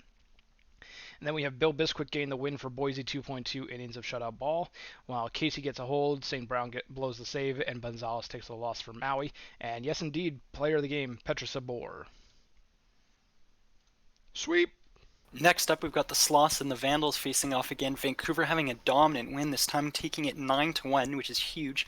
Maggiacomo, Colin, all with a couple hits, a couple RBIs for Maggiacomo and Lodge, respectively, as well as Andrews and Daytona in the bottom of the order on a little streak there, both those guys hitting well. Knox with a couple hits for San Antonio and the only RBI, whereas on the pitching side of things, Vancouver had a lot more strength, with Johnson pitching 7 innings, allowing only 1 run and 6 hits, whereas Windsor pitched 3 innings, allowing 8 hits and 6 runs and taking the loss, moving to 4-2. Alex Johnson will be your player of the game with a 6 strikeout performance and a really good pitching save from Toast in there, it looks like. Woohoo! Although they won't be credited. Retirement for Johnson is postponed. Apex over the Demons here, 7-5, is the win for the Apex. Excuse me, I almost said Detroit. 3 RBIs for Sailor Twift and 2 for Jody Quinn near the bottom of the order for Indianapolis, and Jimbo Slice gets 3 hits on the day as well. Detroit gets 3 RBIs from Scott Poe, who had 2 hits on the day, as well as Stacking Paper and Yelnats, each adding 2 hits as well. Molly Mitchell takes the loss for Detroit, unable to get out of the 6 without giving out 6 runs. Doug Dangley gets the win for Indianapolis, improving to 4-1. To calm down gets the hold, Barron gets the save, and Sailor Twift is your player of the game. Next up, we've got Nashville against Sarasota for you fine folks. That's going to be a win for the Supernovas, despite batting being pretty close and low at 6-5 hits respectively. Crash Wagon getting a hit for Sarasota, as are a number of their other players, such as Arrow and a Fart. Torrent getting the RBI as well as Doctor there. So those are where the runs came from for Sarasota. On Nashville's side, no RBIs, unfortunately, only a hit from Munson, Fry, Buswell, Lulongo, and Smith. Pitching-wise, El Charo will take the loss, moving to 3-1 after allowing 6 hits in 6 innings and a couple runs. And then Urquidez Garcia will take the win on a 9-inning performance, allowing only 5 hits and getting 6 strikeouts. And that will be player of the game for Frederick Urquidez Garcia with a fantastic job. So Sarasota will be happy with that. What the heck is up with Fug getting complete games? I want to check this real quick. How many complete games has he had this year? Because he's got a few. Doesn't say. Game log. 1, 2, 3, 4. He's got 4 complete games this season. That's insanity. In week 1. In week 1 of the streams. What is happening? I picked him in fantasy, so I'm happy. I'll allow it. Death Valley takes this over Cancun Toros 8-3. Out hitting them 11-8. 4 for 4 ball game by Elliot Alderson and 3 RBIs from Brian Benz, the DH, on the side of Death Valley. Cancun gets 2 RBIs out of Will Fisher and 2 hits from Wallaby Hickums. Wallaby good. And that's about it from the Toros lineup. Leo Robert takes their 5th loss, unfortunately, for Cancun, while Justin Sims, fortunately, gets their 4th win for Death Valley. 7.1 innings, giving up only a run, and they will be your player of the game. Sims good? Question mark? Could be looking like it. Next up, we've got the Rougarous against Seattle here, getting the loss 7-2 after New Orleans outbatted Seattle 9-7. Batting across the board from New Orleans, but one of the best performances was from Cook, who got 4 RBIs off 3 hits, scoring a couple times himself. Brieux on New Orleans also getting a couple RBIs, as well as Beauregard at the top of the order. He got a couple walks. My apologies, I misread that. Seattle, on the other hand, getting Fullman with a couple hits, a couple RBIs from Bunty, but not the best at the end of the day, as New Orleans came away with the win. 43 will get credited with the win in pitching, moving to 4-0 after having 3 clean innings there in the middle of the game. On the Seattle side of things, Balls unfortunately not having the best start with a couple runs allowed, and then later Leclerc comes in for the loss and allows 4 runs in just an inning. Player of the game will go to J.R. Cook. And that will do it for the majors as we head down to the minors. Take a look there. We're going to autoplay all of these games as well on Quick Sim. And the Lemurs will take down the Dynamos. Dynamos, unfortunately for them, falling to 5-20. Oh man, I feel really bad for the Dallas. They're having a rough season. 2-0 is the final. 2-0, excuse me. 2 RBIs coming from Andy Myth at the top of the Louisville batting order, with a 2-run double, more than likely looking like.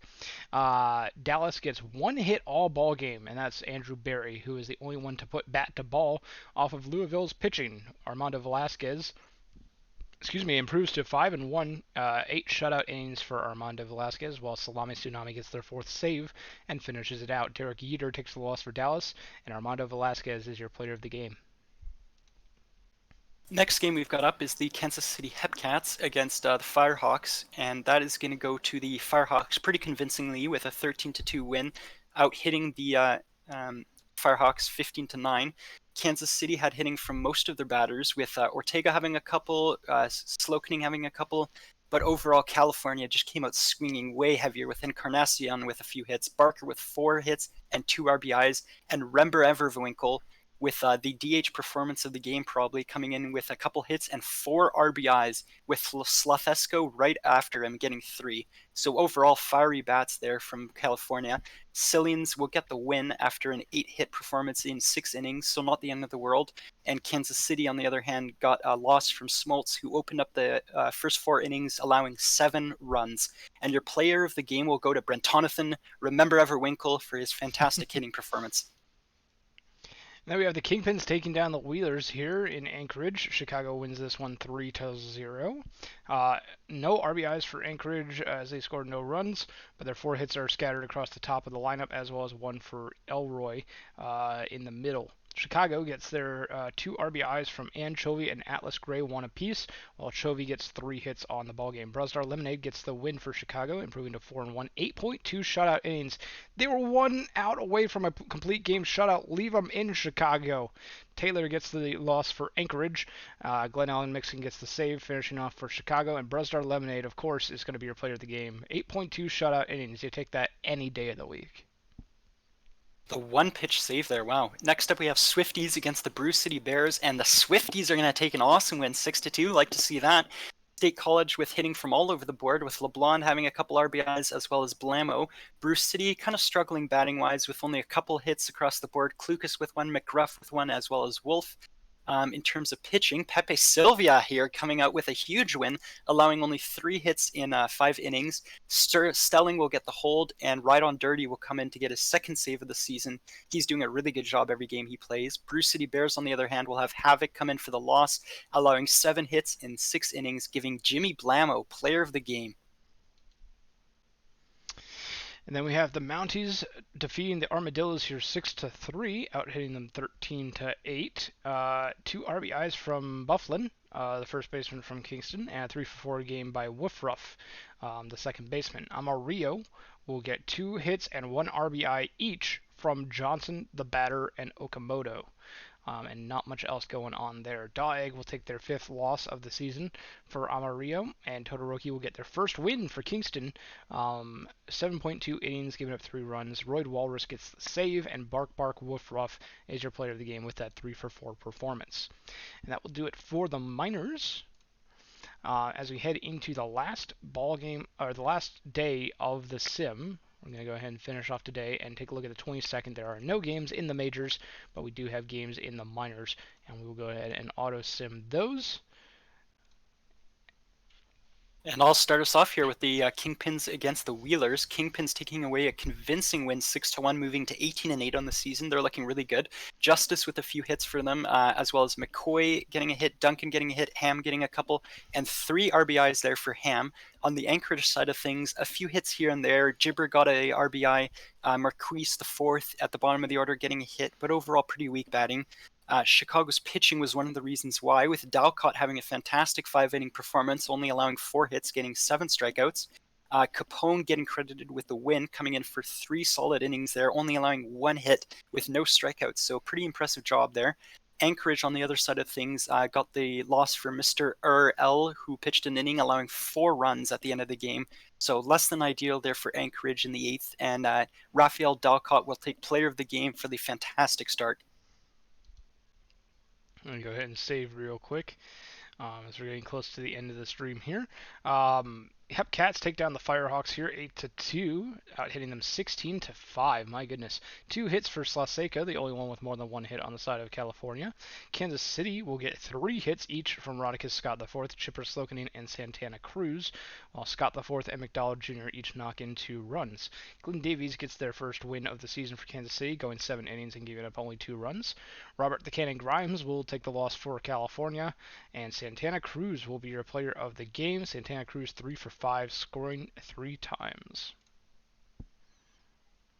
Up next, we have the Swifties in another game against the Bruce City Bears. They are going to take a loss to the Bruce City Bears, 5-3, with Bruce City doing a good job on the hitting front.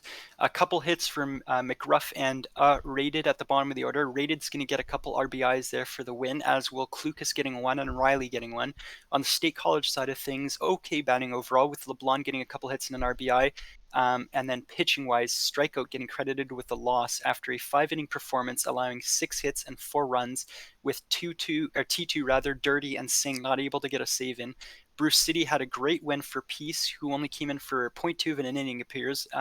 But Millis before him had a fantastic performance, only letting in 3 runs in 5 innings, so not bad. And then R. Moore will be credited with the save and Jet with the hold, with Underrated, the player of the game, getting a couple key hits there. Then we have the Mounties taking down the Dillos here. 5-4 is the final, out hitting Amarillo 10-6. It looks like on the side of the Dillos, we got 2 RBIs from Mikey Moe and 2 hits from Bobby the Batter, and not much else going on in the Dillo lineup.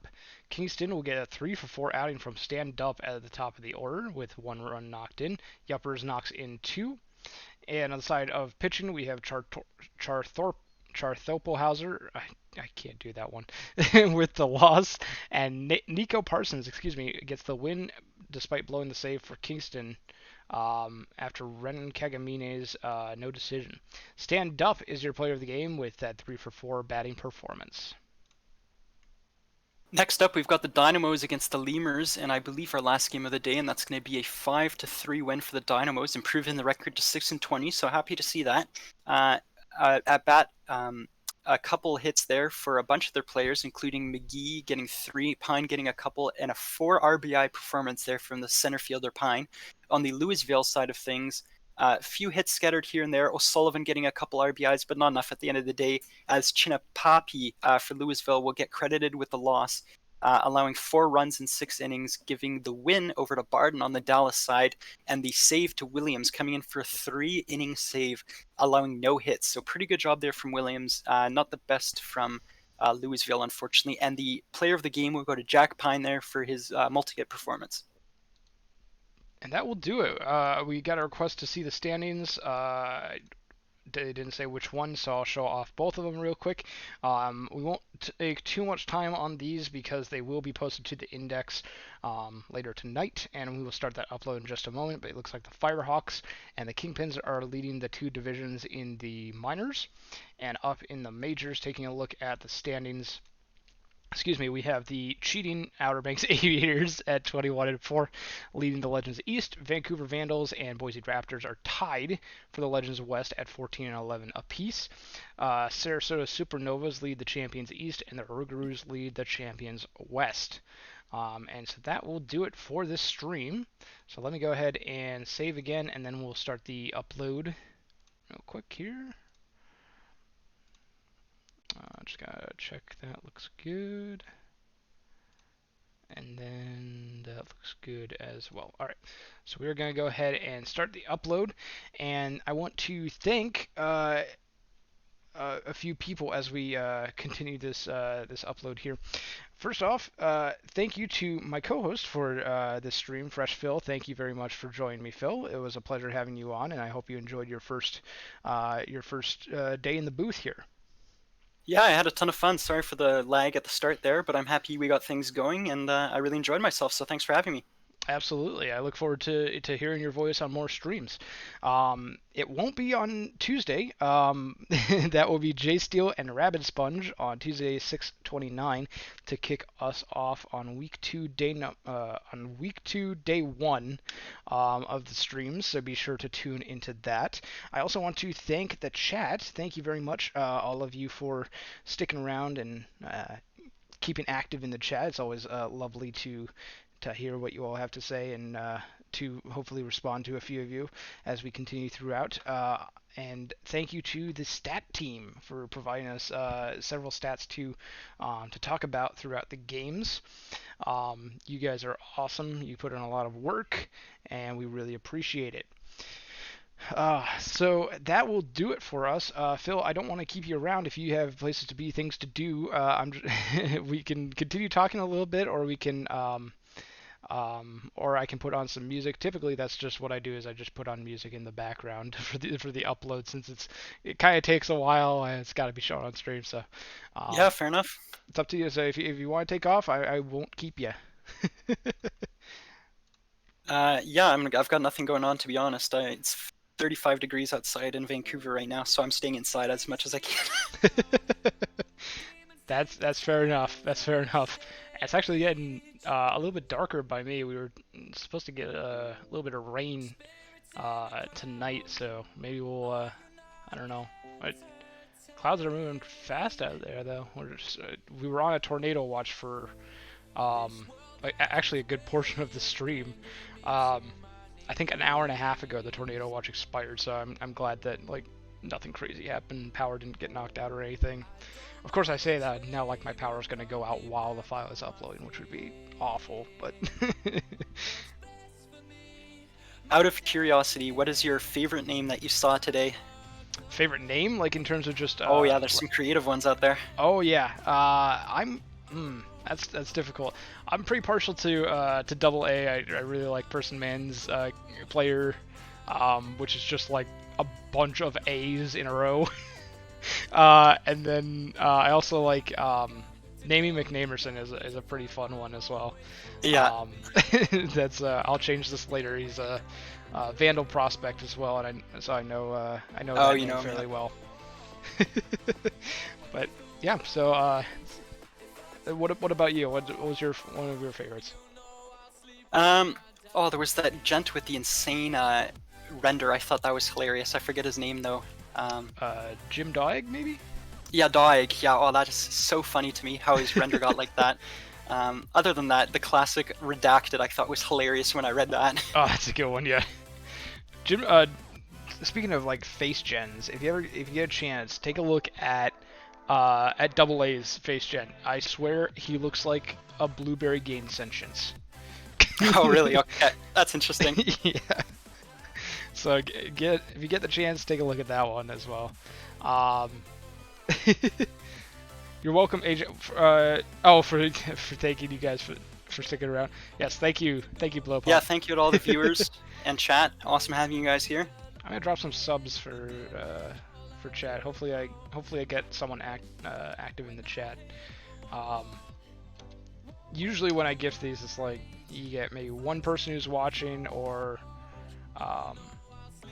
and like 4 people who are inactive, but or not inactive, but just aren't in the chat at the time. Right. Don't know if I got anyone who is currently in the chat, but there you go, 5 subs. Oh, wait, Blowpop, you made the Double A face gem from the charity? I did not know that, honestly. I didn't. But that's an amazing one. the Blueberry gaining sentience. Well done with that one. Your artistic skills really shows in both that one and the Vandals home jerseys that were available last year. Yeah.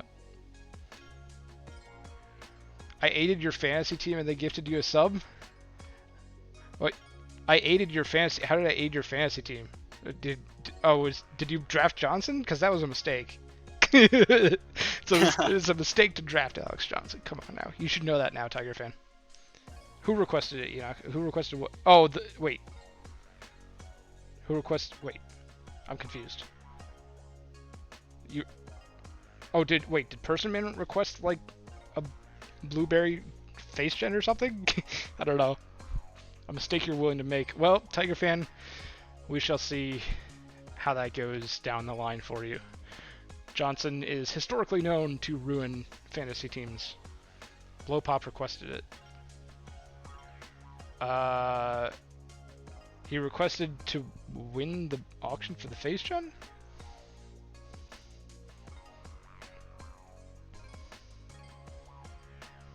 This is cool. Provide a picture of Thomas the Tank. Oh my gosh. Okay, so it's not a blueberry that gains entrance, it's Thomas the Tank Engine. That's great. I'm a big racing fan too, so Hulky Shumi Vettel, or I forget his name, it's something like that, is hysterical to me. Shumi Hulkenvettel? Yeah, that's Shumi Hulkenvettel, sorry, yep. That's it. That's Bauer's player. That's a fantastic one. Is that a racing reference? I didn't realize that was a it's racing like reference. 3 of my favorite racers' names all jammed into one name, so it's Oh, hysterical is it? to me. That's amazing. Yeah. I did not realize that was a reference to anything, because like at the time a lot of the players in that draft or a lot of the users were making names that were just ridiculously long and difficult to pronounce. Like I think Christoph Krapokrasov was in the same draft class as Shumi Hulkenveld. So I just thought like these users were just like messing with the streamers, but it's amazing that that's actually a reference. I'm a big racing fan. In my spare time, I race on my PC with a wheel and everything.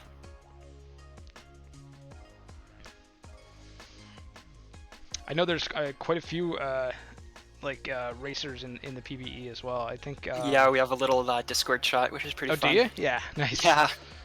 I'm assuming Hoppy's in there as well, because I know Hoppy does does a lot of racing streams. iRacing is unfortunately too expensive, bros. SU fan there. There's one game where you pay like a subscription every month, and then on top of that you have to pay like $20 for everything. It's insane. Mostly play Assetto Corsa, if people know that.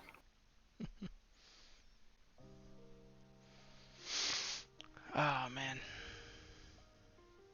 this was a good stream. I enjoyed the I enjoyed Yeah, we some had of some the games. insane games. Yeah, we had one where who was it that almost came back to win? I think it was Seattle. Almost came back to win it against Providence. Like what was it, like 4 runs or something in the bottom of the 9th, or like. And they had bases loaded too. Oh my goodness, so close, such a close game. And I'm really happy to see the Vandals get that big dub out of Emilia Takahashi, who has been really looking for another good game after their first one. It looks like we are a couple steps away from being done here. It looks like the upload has mostly finished. Just gotta do a couple steps on my end. Oh, Enoch's actually in the voice channel. Hi, Enoch, say hi. He might be. Hi, yeah, I'm here. I'm here. Hi, Enoch. I'm just sitting around stalking you. That's what I'm doing. Oh, you're just okay. Just quietly stalking us in the voice channel. I enjoy. Well, I mean, you haven't noticed that I was there for like the last 2 hours, so you know. Has it been 2 hours? My goodness. Holy cow. Well, I mean, I was gone for most of it, so I mean, Yeah. so it wasn't Well, like 2 hours is not. 2 hours is most of it. 2 hours Because is most of it. So. It was 2 hours and 42 minutes about so far. And then just want to make sure that the index, just doing the finish of the upload, and the index should be updated. Let me double check. Not quite. It will be in a minute here. There we go. Alright, index has been updated now. So thank you once again to the chat for sticking around. Thank you to the stat team, and thank you once again to Fresh Phil, my co-host for tonight. It has been an excellent stream, and this is BK998, I think is what Culture Seth called me earlier in the stream. Signing off. Have a good night, everyone.